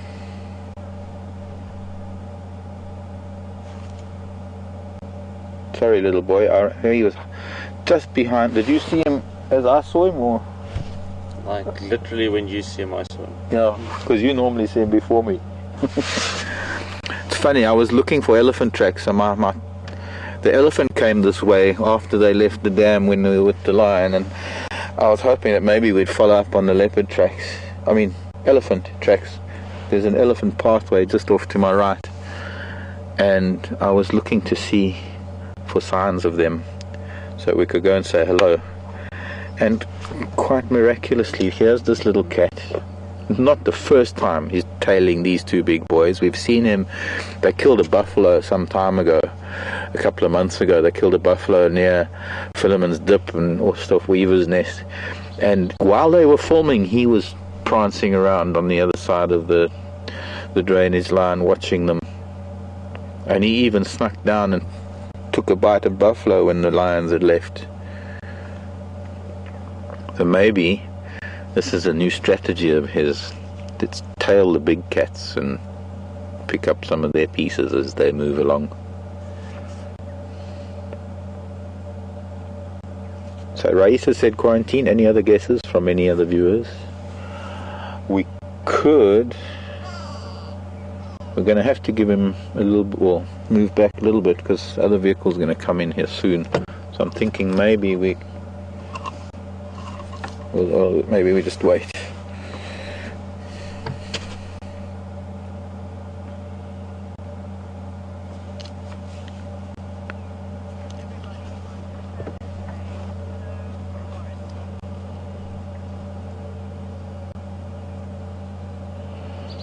Twitter is a tweet with quarantine, the male quarantine male. Karula's son. Those of you who are watching for the first time, if there are any of our first time viewers, this is one of the local leopards. He's a young male leopard. He's about 2.5, going on 2.5 soon, because he was born around about November, in late November, December of 2012. His mother is known as Karula. She's the queen of Djuma. She's the most wonderful leopard. I haven't seen her for a little bit, but she has been around recently. Now, he's got a brother who's called Qmale.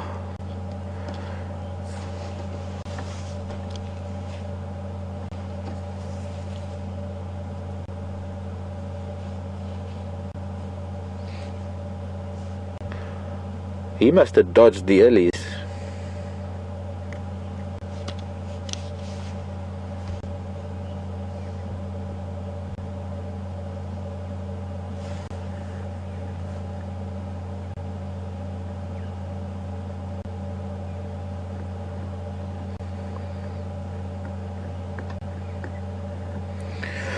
Choosing the right road. I nearly went up the other road, up to Cheetah Cut Line, to see if we could find leopard tracks, and at the last minute decided to follow elephant tracks.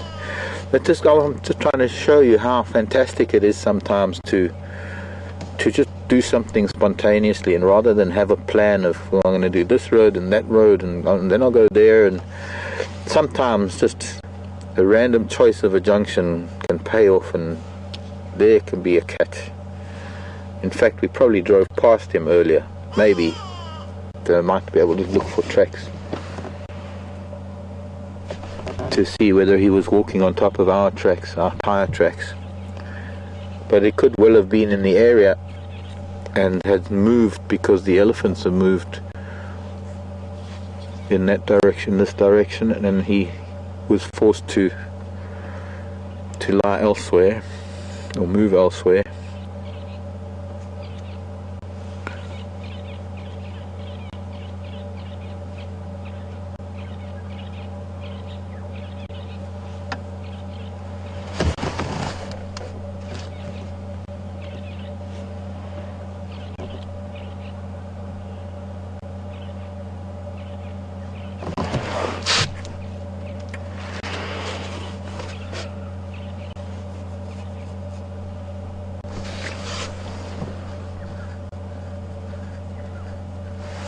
I'm going to move to the side because there's going to need, I guess, you can hear vehicles coming. I want to just make sure that we can give some space to another vehicle.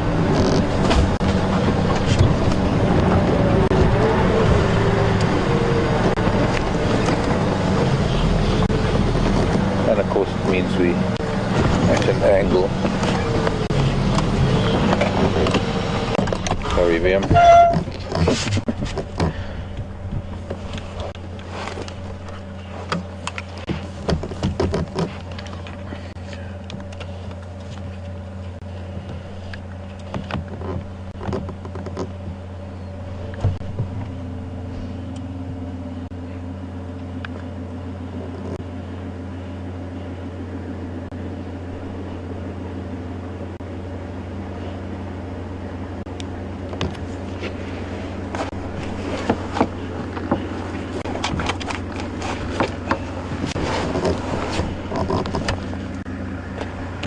Come in here.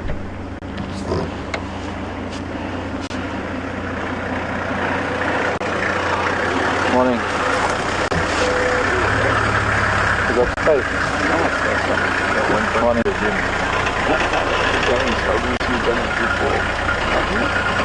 And you got the new one.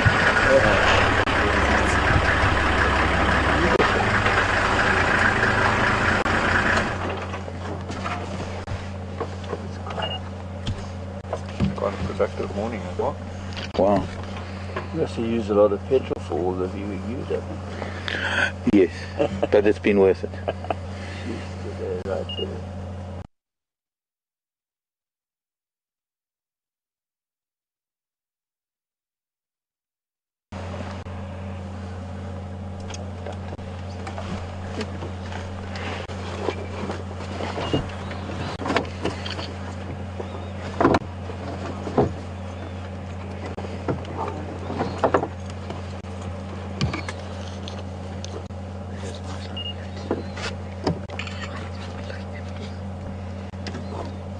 Copied. I'll give it a pause before I get there.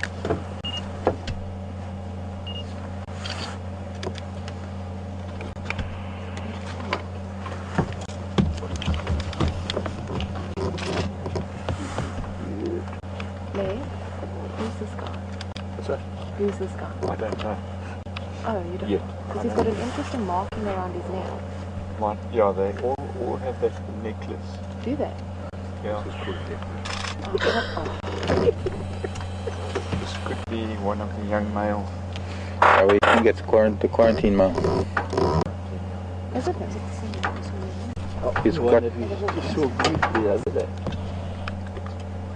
he's got a mark above his left eye that we all, you find a particular spot on the leopard or marking that you always look for. One particular one above his left eye looks like the British pound symbol. Oh, cool.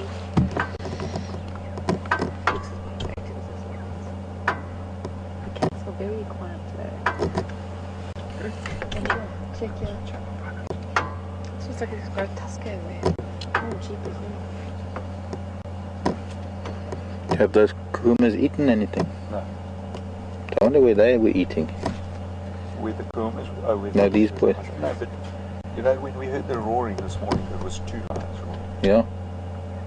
from the south, and we went down, we picked up the tracks 2 at Twin Dams, but the track that I followed up here was only 1. Looked like just in the bottom there they joined up. Okay. So maybe he came, the other one came up with cheetah cut line or something. Yeah. Go ahead, yours.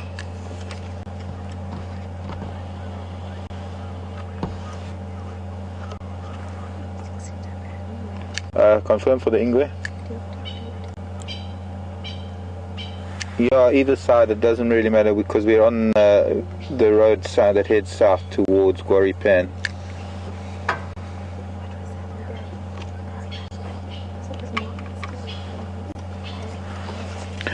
I'm going to move to make space for another vehicle. We'll see if we can't see him from the front down this pathway, the hippo path. Too close. I'll go forward if you want. Reversing would be Yeah, but it might just.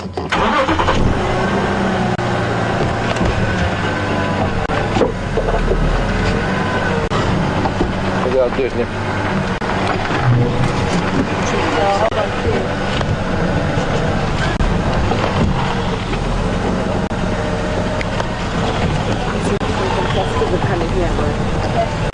Pardon? No, what happened? You've got some more wounds there. Yeah, no, Ellie didn't like the vehicle. She got a bit angry. Not me, she was angry with the car. Oi! That's what you shouldn't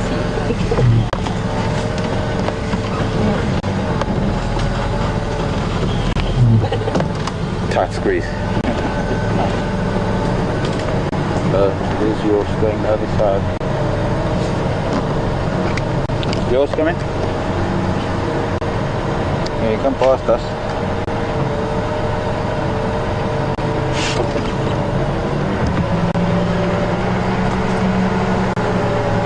Yeah, so,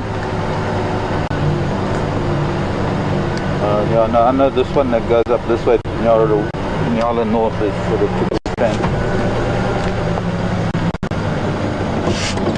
There's also a hippo track on your left, you might see him down there. Come forward a bit.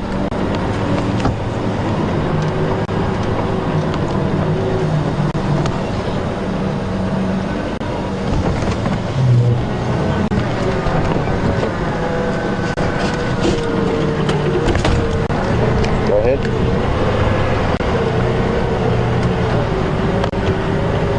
They're on the other side of the dam on that arm that heads north on that western arm. Hi yours, how are you? Nice to see you too. I don't know if you can squeeze in there. Yeah, he's there just next to Lex. Quarantine mail.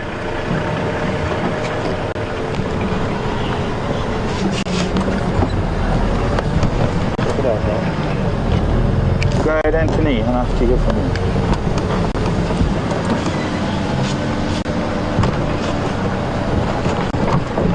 Yeah, I'm going to pull out of the sighting, you can come in.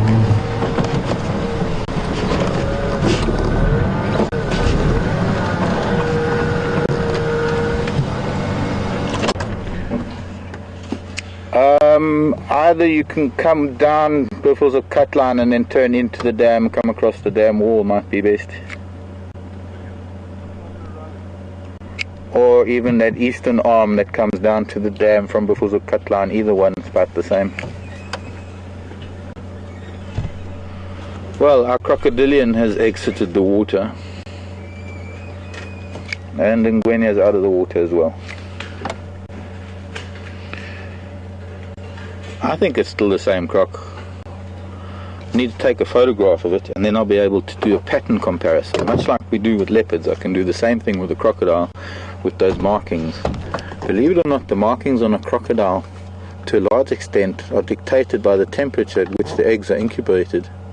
It also determines the sex of the individuals.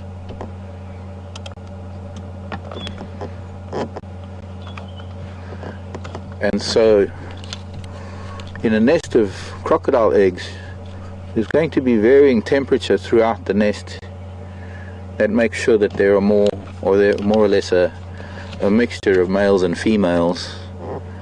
Well, we're seeing 3 of the top predators this morning. That's quite amazing.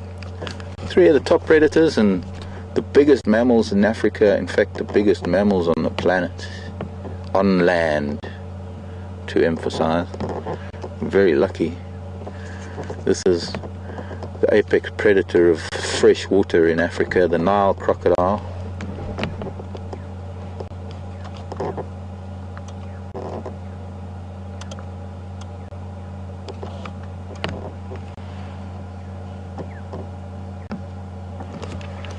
And the cat of the reptile world, doing a lot of sleeping. Energy conservation, or energy conscious creatures.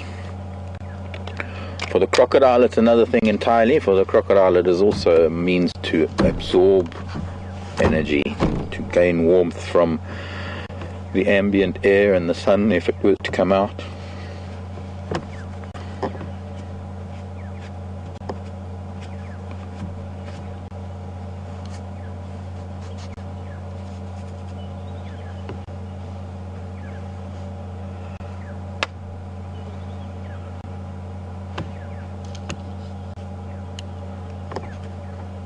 You can still hear that squirrel going. Yeah, that squirrel's still shouting in the background. Maybe it's actually sounding quite frantic. Maybe the cats have gotten up and are moving.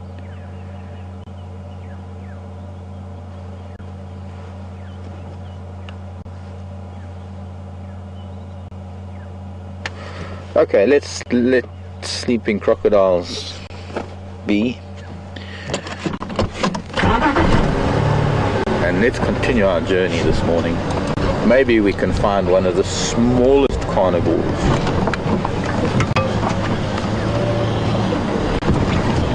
Come back, crocodile.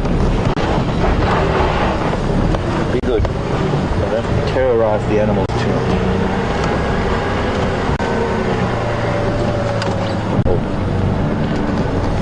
Be a good crocodile.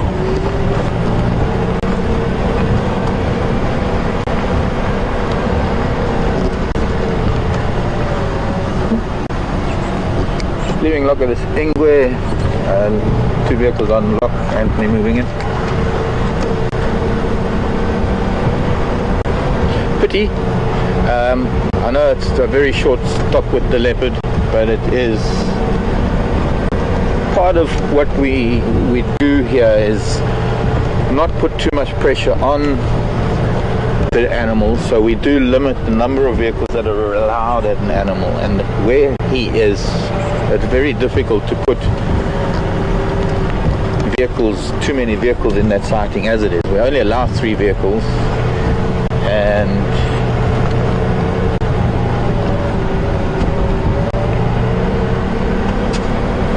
in order for everybody to get a view, especially this sort of late in the morning when the only things that have been found around here have been lion. They've been lion up on Buffelshoek, and of course we had these 2 male lion. There was talk of a leopard, Mvula, the father of this boy, by the way, was seen down south in another lodge southeast of us, where a lot of these vehicles don't have access to that.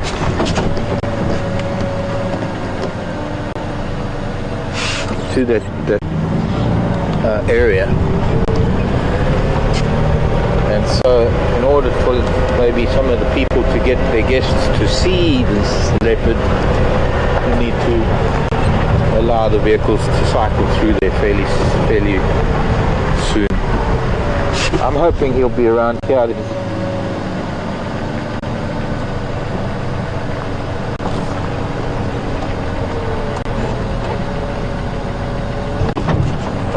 That leopard tracks here, so he must have come from here. I think that's Jack's Road. Cool.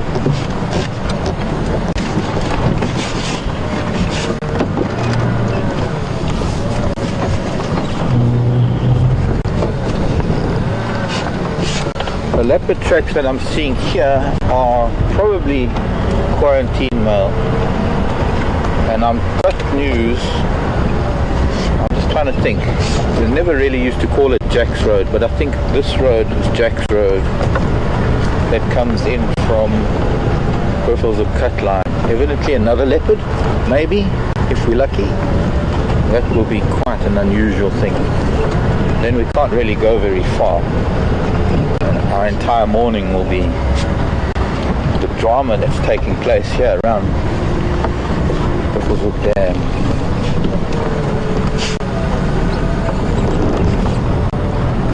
Hang on, Nicky, please. Stand by, please.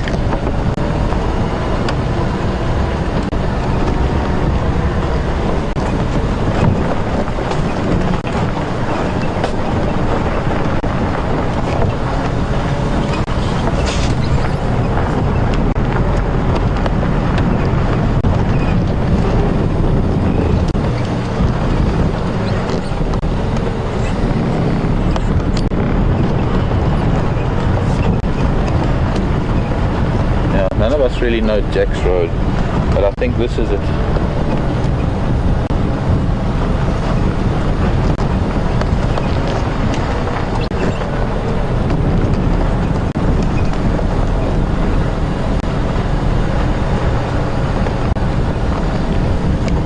Yeah, I'm on that road, Anthony. If I can maybe make my way towards you, I just happen to be here too.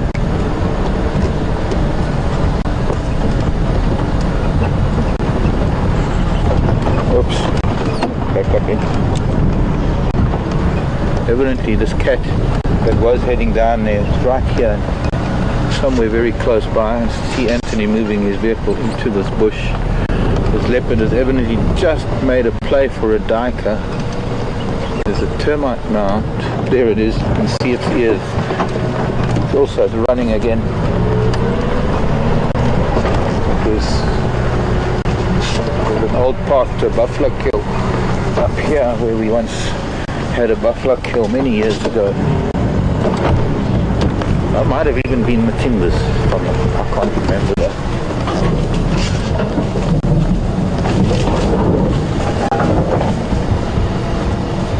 That leopard was very highly mobile, I call it, when they're running towards this sort of area. There it is. It's walking now just ahead of us. Jumping on a tree. Okay, Anthony, I got a visual. No, there's an old track coming in off of the road. She's now on a tree stump watching whatever she was hunting.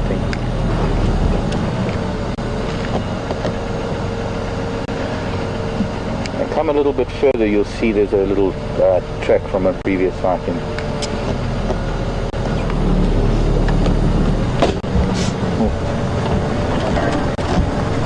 Second leopard of the day. We'll be able to see what she might be looking at. He. Let's see if anyone can identify her. She's watching something. Probably still watching a duiker that it was hunting. He, she, it.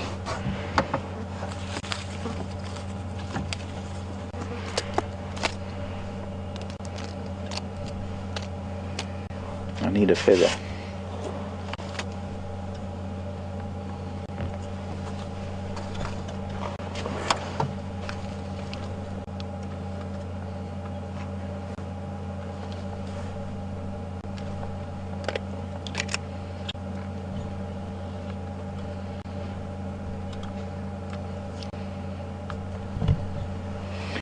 Not taking its eyes off of the ball. Watching for any movement. You know, a duiker is called a duiker because it directly translated means a diver. And as they run, oh, I missed that moment of a shot as she looked at us. It seems the flies are bugging her as much as they are me.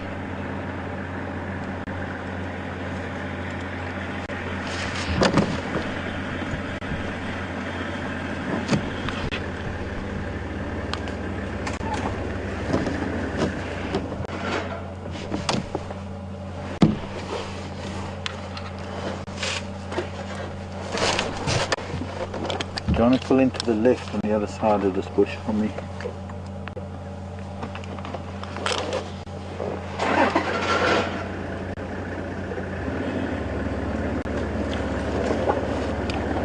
Yeah, I think so.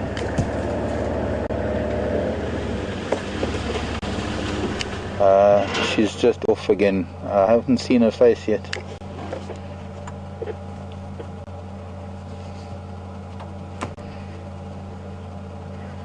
Termite man, she's still stalking whatever it was that she was after.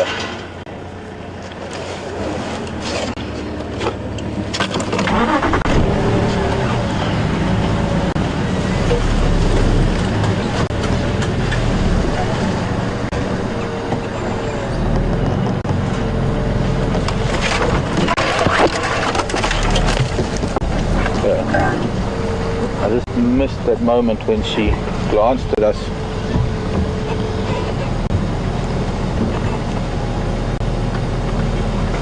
I also thought Karula for a minute. We'll be able to see now, maybe she's moving forward. You're also saying maybe Kanyeni. But for now, since she's doing what she's doing, we've just got to give her space. She's watching for something. Whether she's still got an eye on it or not, I'm not sure. But she seems to have caught a glimpse of it again. If it's already ran from her, then it's going to be on high alert. Now I was saying that the direct translation of a duiker is a diver, because they have this habit of running and then suddenly diving into cover.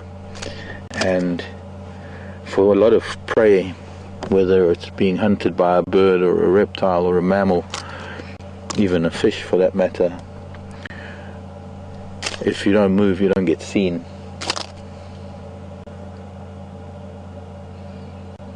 It's a beautiful cat. I mean, look at that stance. That is classic leopard alert. Also a cat that knows to keep its tail down and keep it from twitching too much, because it can so often be a giveaway. And we notice that with younger cats, when they're stalking, they can't control that little brain that exists at the end of the tail that has a mind of its own.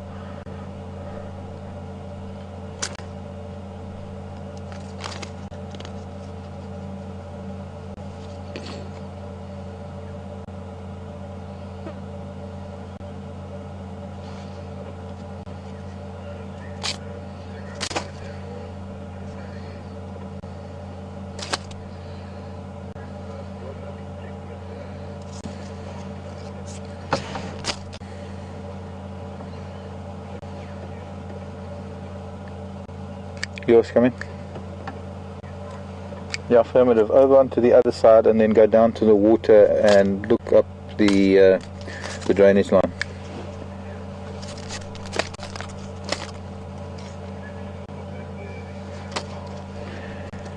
She's watching something, so at the moment she's static, or she's actually starting to move again. So she's got an eye on something.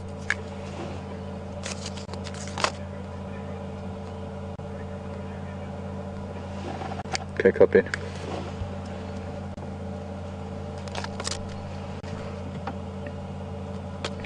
I'm trying to remember. I remember clearly Tara and I were on the vehicle together, or whether it was Matimba.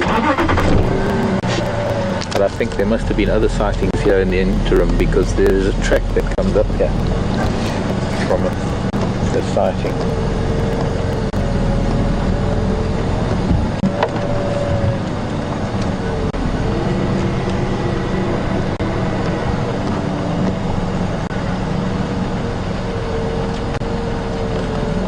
Okay, where is she now?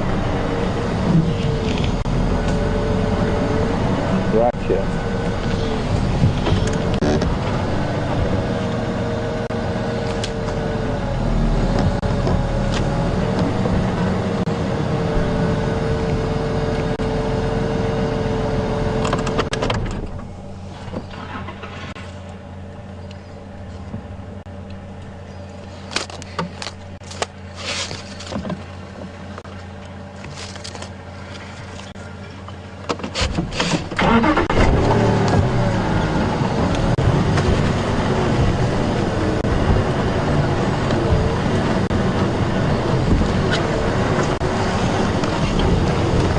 Marking a territory on the edge of a marula tree.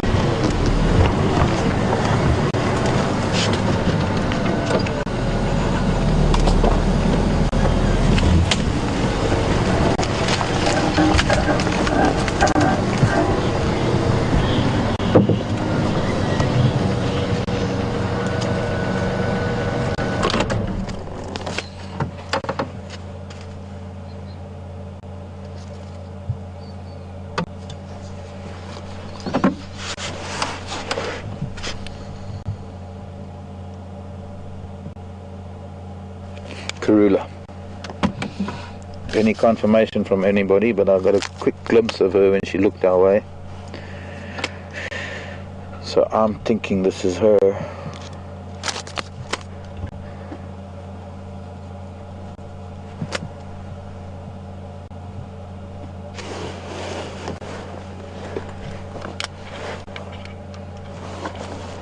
What do you think, Liam? I was unsure, but now it also looks a bit like Karula. See if I can get a really tight zoom shot if she looks this way again.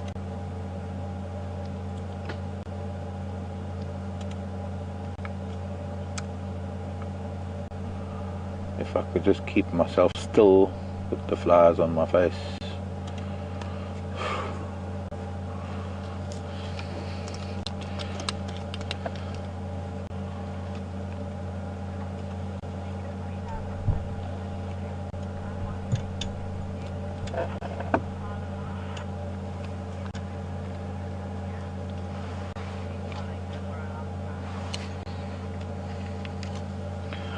I can't. The only thing I know of that Anthony said that she had taken after a duiker, and my guess is that there's still a duiker here somewhere, and she's trying to pick up on it again.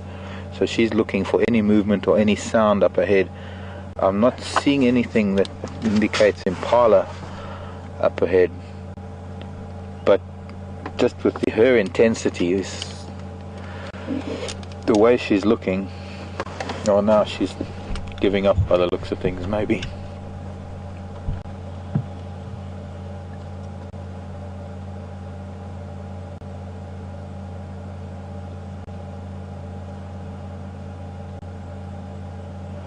So what she's likely to do is she's like to walk a little bit more.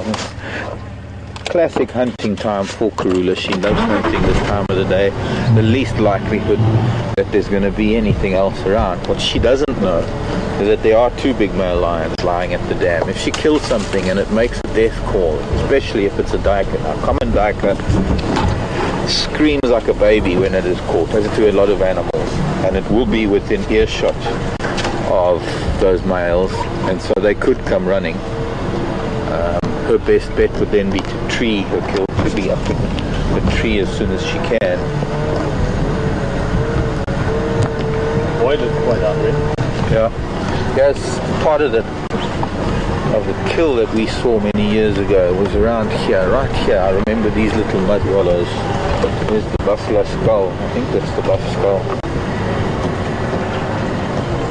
What's left of it? Yeah, that's the remains of a buffalo from about four years ago, nearly maybe 5 years ago. Look at that beautiful stars.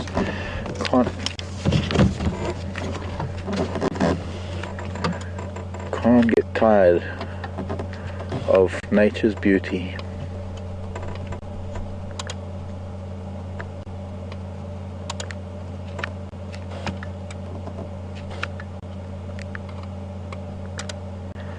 Flies, please give me a break. Okay, madam, give me that queen look.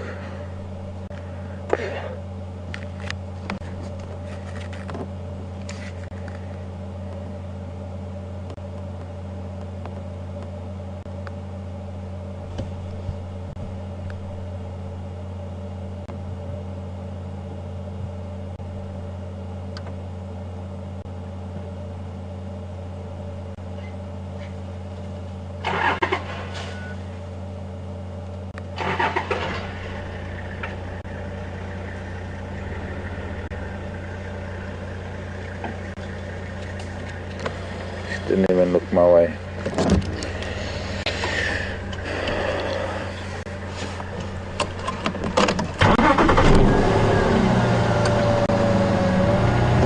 It's starting to get a little bit thick.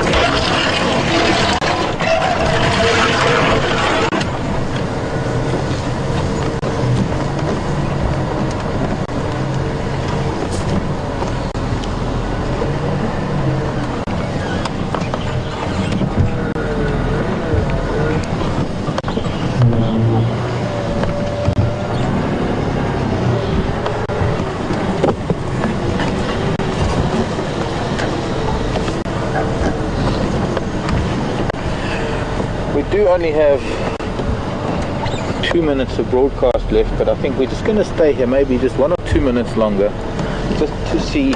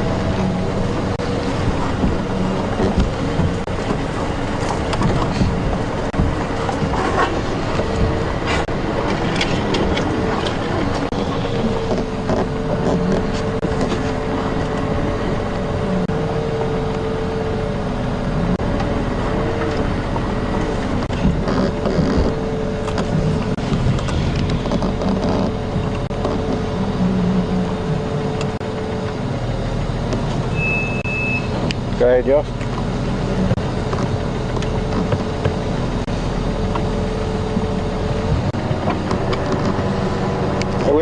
When you come east from the Torchwood at the dam, that road that heads up towards Buffelshoek Dam, that eastern arm, they call Jack's Road. And she's behind us now. Yeah, she's just behind me. Yours, if you take that road, you'll see there's an old track that comes to an old sighting. There's an old track that we can follow. We're quite far in, but it's not too thick.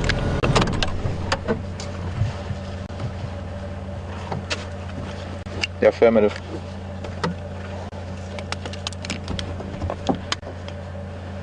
To the eastern side, there's a small track that heads.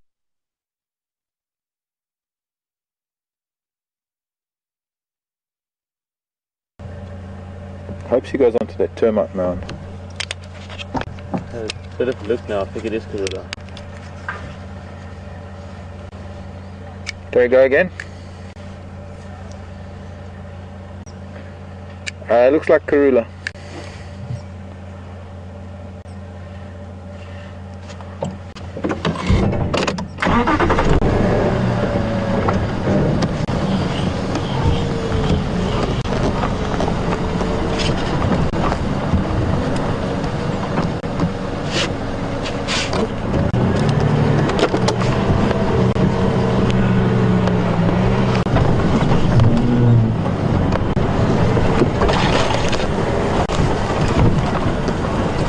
Just try and get a really nice view of her, and it might just happen now.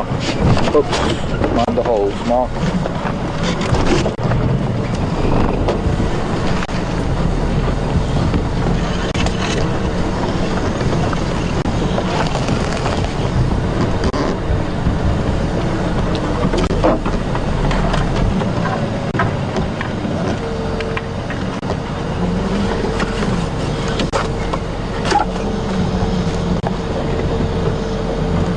Making her way down towards the dam now. So keep coming, yours, I can see you.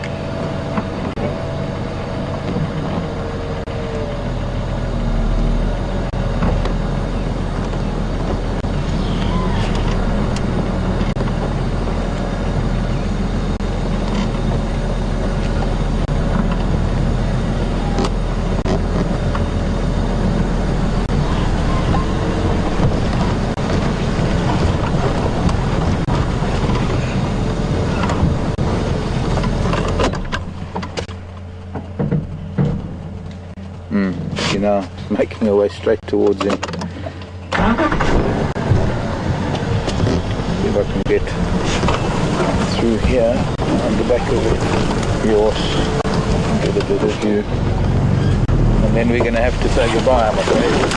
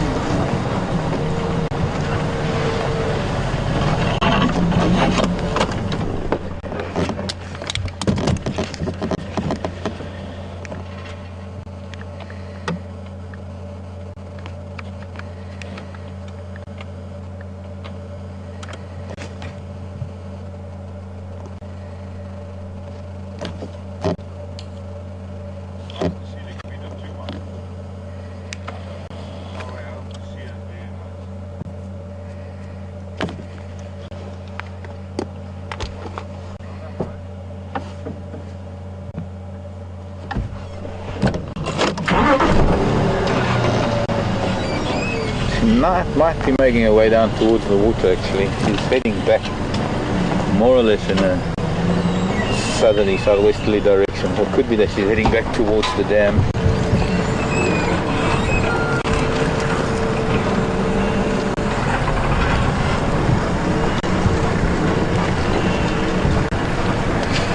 I think if we find our way out of here,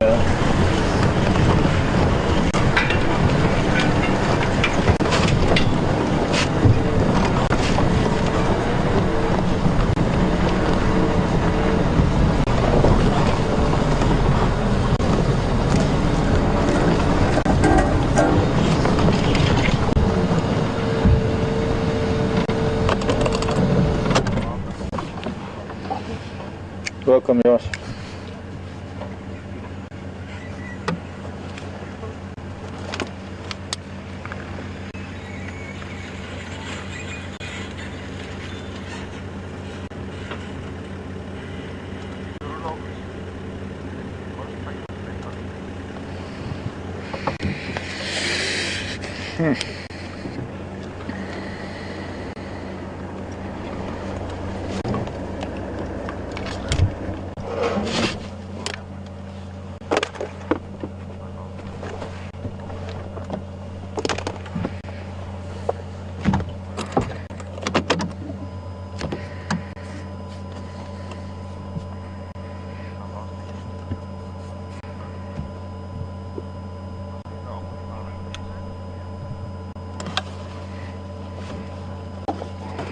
There are 2 other vehicles here.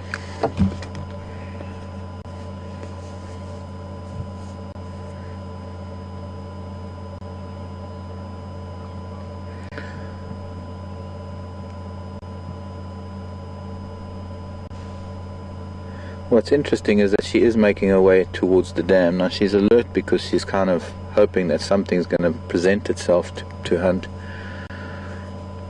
But I'm curious as to whether she knows that her son is at the dam.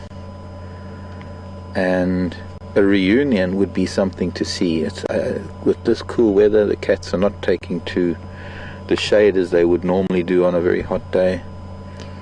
They can afford to move around a little bit. And it will be very interesting. There's probably only about 100 meters, if that, between them. Trying to see if I can see the torchwood from Buffelshoek Dam. That might just be hidden. Might be.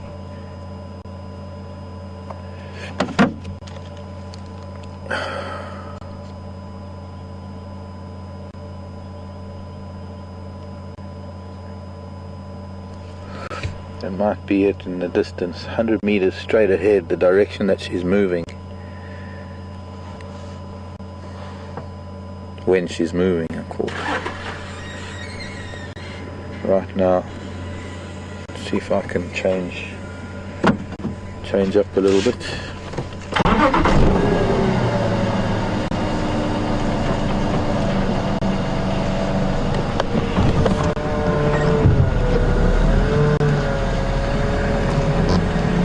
It's also our only way out of here is to follow her, because this is the track. This little track that we are on.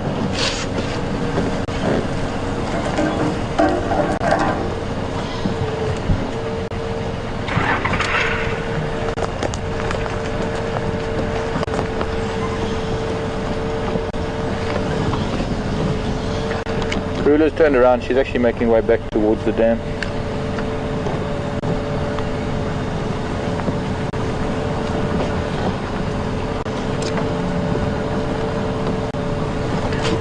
Thank you, Anthony.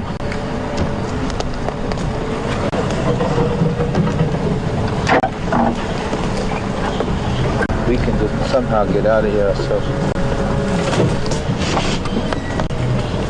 Yeah, she's making a beeline for it now.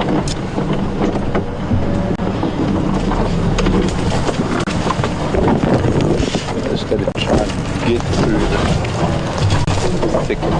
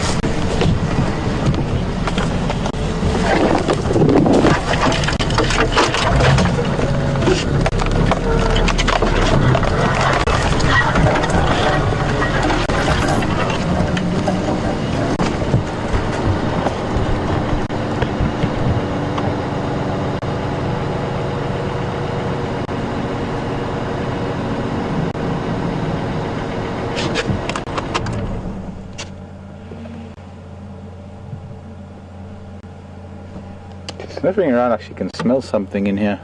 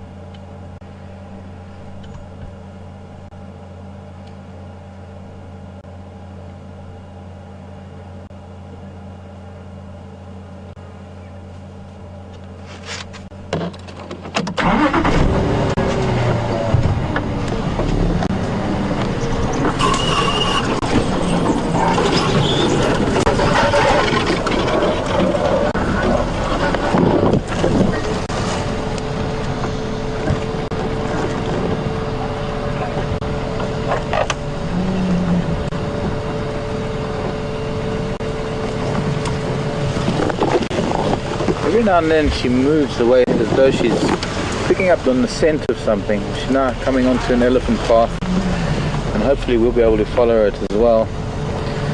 And it's not too far, we're getting a lot closer to the dam now.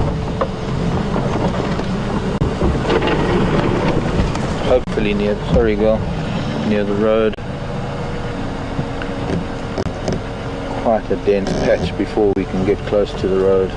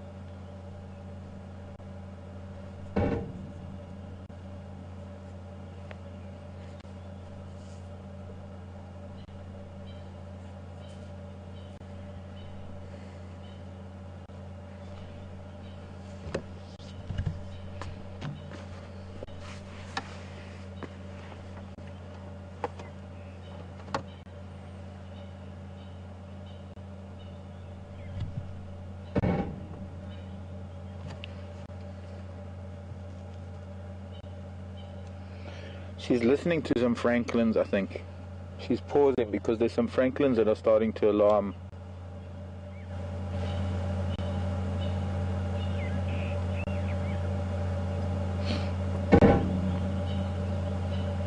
And I guess her training tells her she doesn't want to be walking into an ambush or something. If those francolins are alarming, it's something else. Of course, it could be anything.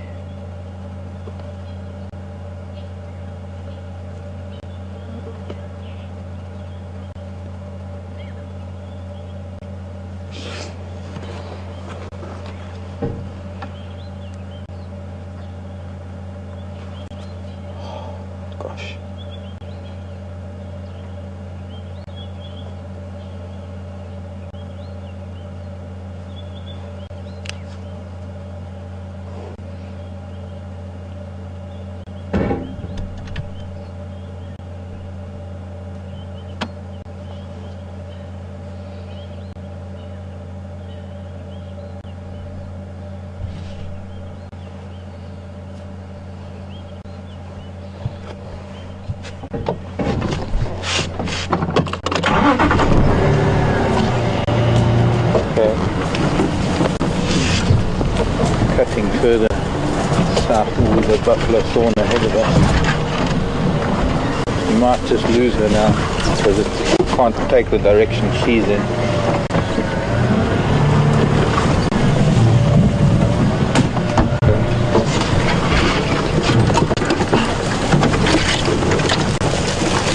But she's likely to be coming out on the road pretty soon. Oh, mind the bush willow, Mark. Oh, gosh.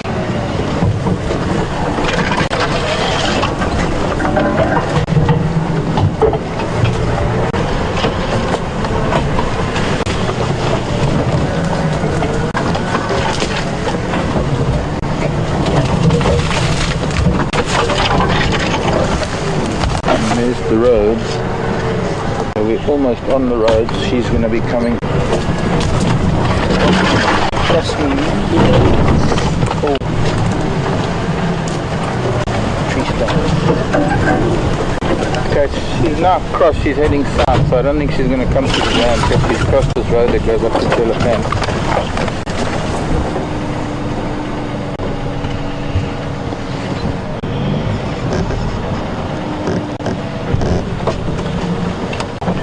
I'm going to have to leave Karula. She's heading into some really thick latin here.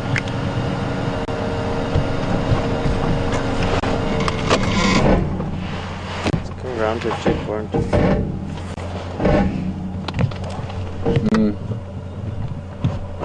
Let's wait until she...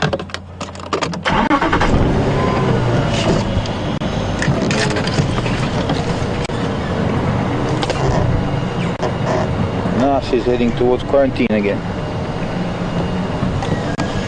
Okay, maybe we head. She's going to be parallel to the road. It's very hard. She's not choosing a particular direction, but she's parallel to the road. Come, girl. Take it to your son.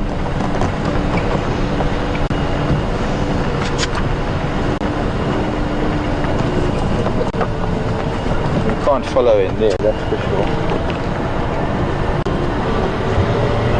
No space in there. Go ahead. No, but she's coming parallel to this road. She's coming down towards quarantine.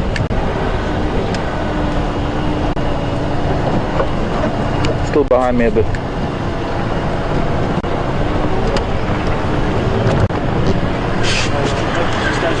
Yeah. Good morning. Alright. So hopefully she's going to come down and see him, I hope. Yeah, he's lying just up off Nyala North. Okay, has he gone further? Yeah, he's still close to the road. Yours is with him now. Okay, I'd like to see if she joins up.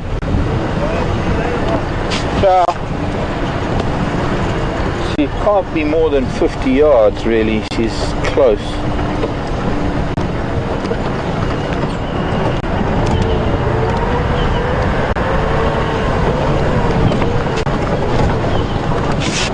Go again.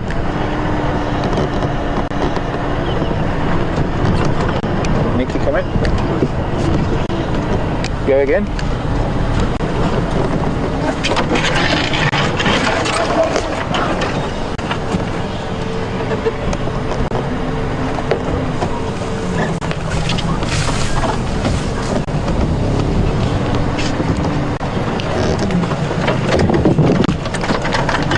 What time is he coming?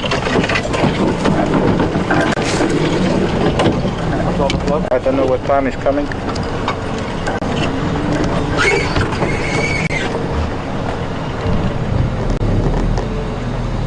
Okay, I'm not copying. What time and go again?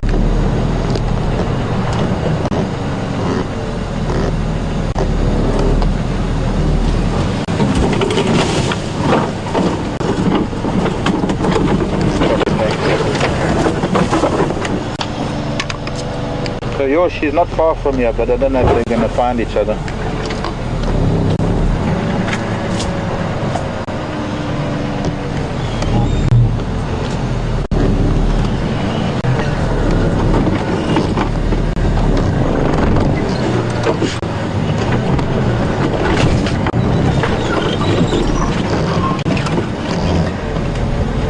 Okay, we're just going to sit with him a little while, see if she gets closer. Because she's not far. I'm hoping she's going to pop out of the woodwork any minute. It is a wonderful thing, because I don't know when they were last together. And the reunion would be quite interesting to see. They're so close, yet without vocalizing, and he's looking at something else.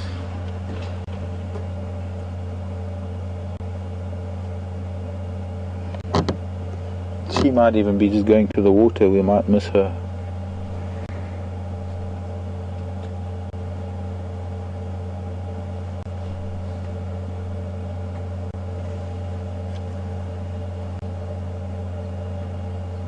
I know we are running out of time.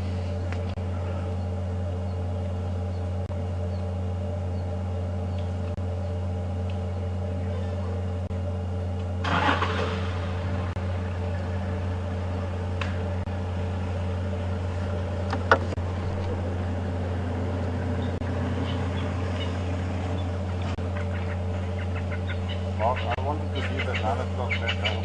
But with everything going on, How can you? how can you go back? Yeah. Enjoy, guys. Thanks a lot. Nice to see you again. Safe journey.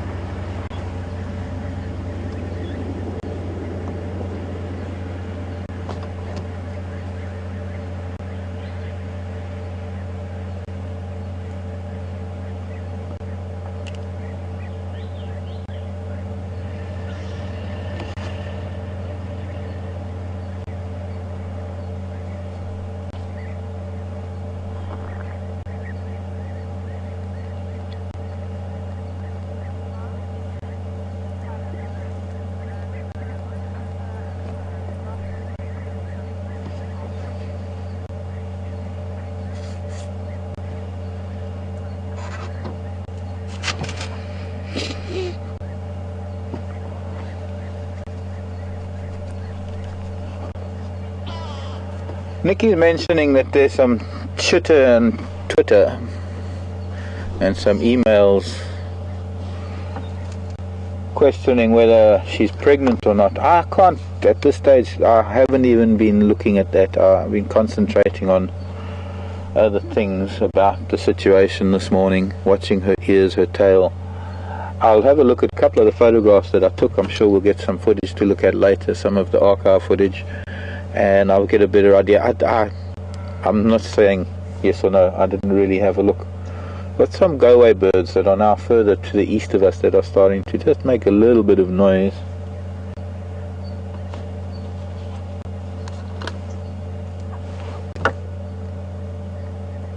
And I'm thinking that maybe what we'll do is we'll just... Franklin's shouting down behind us now.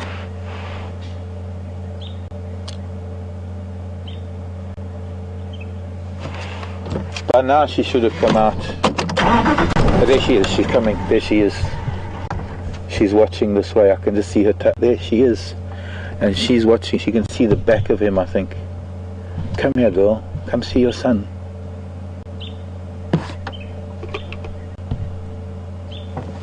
You probably can't see her. She's just going to take another few steps forward. She's right through that gap there. She's sitting down now. I don't think from the camera angle you're going to be able to see her.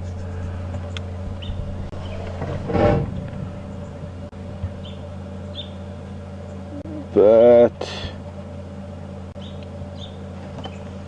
just to the... yeah, in fact, directly behind it. If I could go, maybe I can go forward an inch.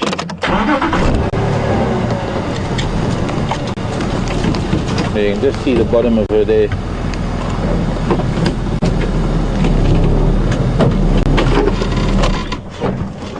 And her tail twitching.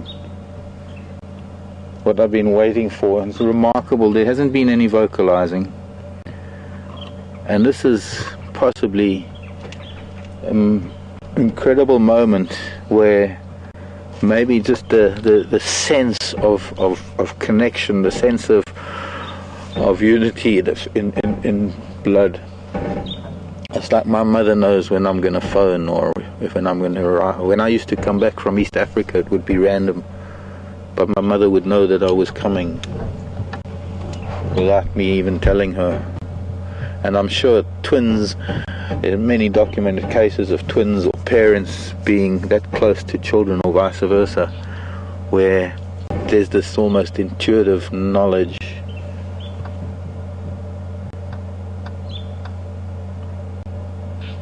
I'm hoping that she can see this little twitching tail.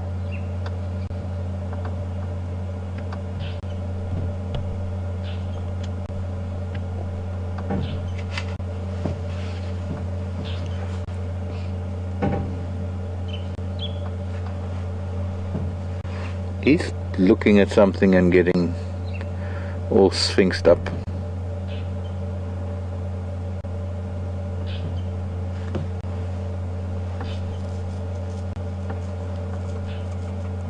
So we got a pair of cats 20 yards apart, and we're hoping that they're going to see each. I think she can sort of see him because of the way she's looking.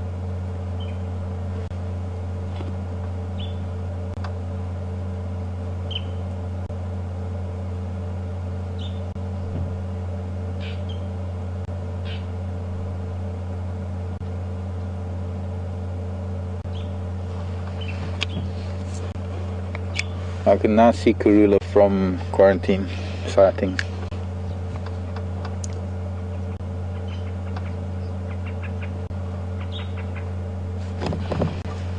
It's about, I think it's probably about to happen. She's sitting looking in this direction, but he's facing the other way.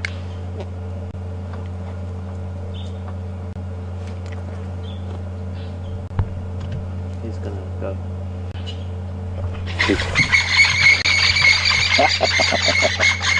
He's been watching Franklin, and I don't think he knows that his mother was watching him all along. Now that he's turning back, she's now looking. She's got that really inquisitive look about her that I think she's likely to recognize him by now. I wish I could have two cameras on this. Of course, the Franklin's. He's looking a bit skinny. You hungry, boy? Oh, smelling something there. Could be cat, could be lion.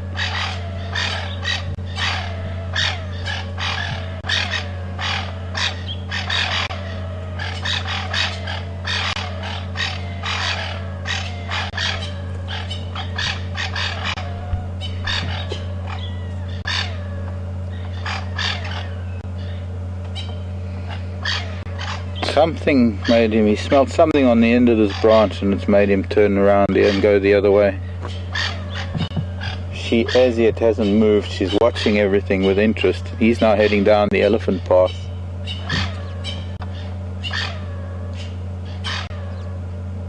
Come, Karula, please, just come on.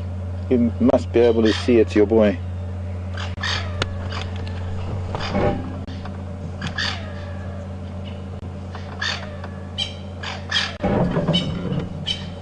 All we can see with the camera, the spots, we can't really see that beautiful expression on her face, but I can try and move forward. See.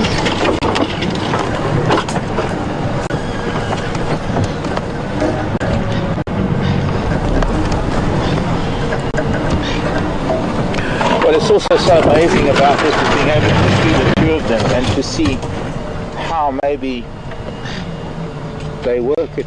That maybe she doesn't want a meeting. She hasn't moved and he's walking away.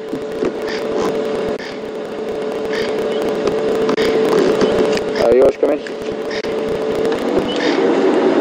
Yeah, he just made a go for some Franklin and he's now heading south down this elephant hippo path. She's not following.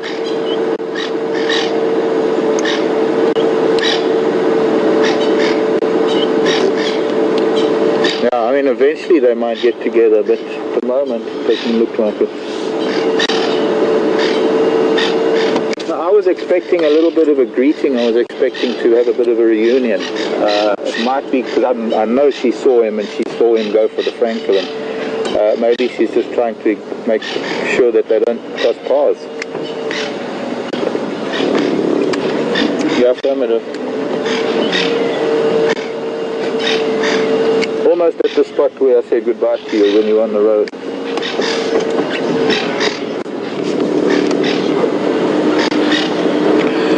Well, you know, we could be here all day with this, but I think now that he might have headed into this Tambuti. This is very thick Tambuti.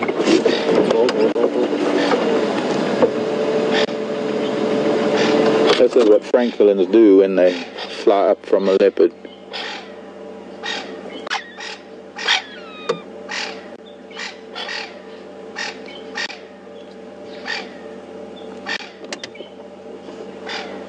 Yeah, I've lost him. He's gone off into this Tambuti thicket.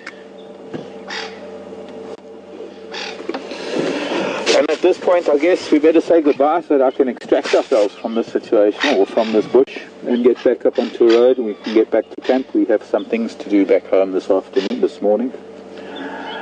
I can't tell you how much of a pleasure it's been being a part of this morning with you all, because it's so unusual to have so much activity here at Buffelshoek Dam. I only hope that we're going to be able to match it this afternoon. So do join us again this afternoon, 3 o'clock. Central African time. We're starting an hour earlier because of the time, because of the seasons changing, not because we have any daylight savings time in this part of the world. My name is Mark. Vim has been on camera, and Nikki's been back in final control. And from all of us at WildEarth, goodbye, love you lots, and see you later. Bye bye, francolin. Mind the cats.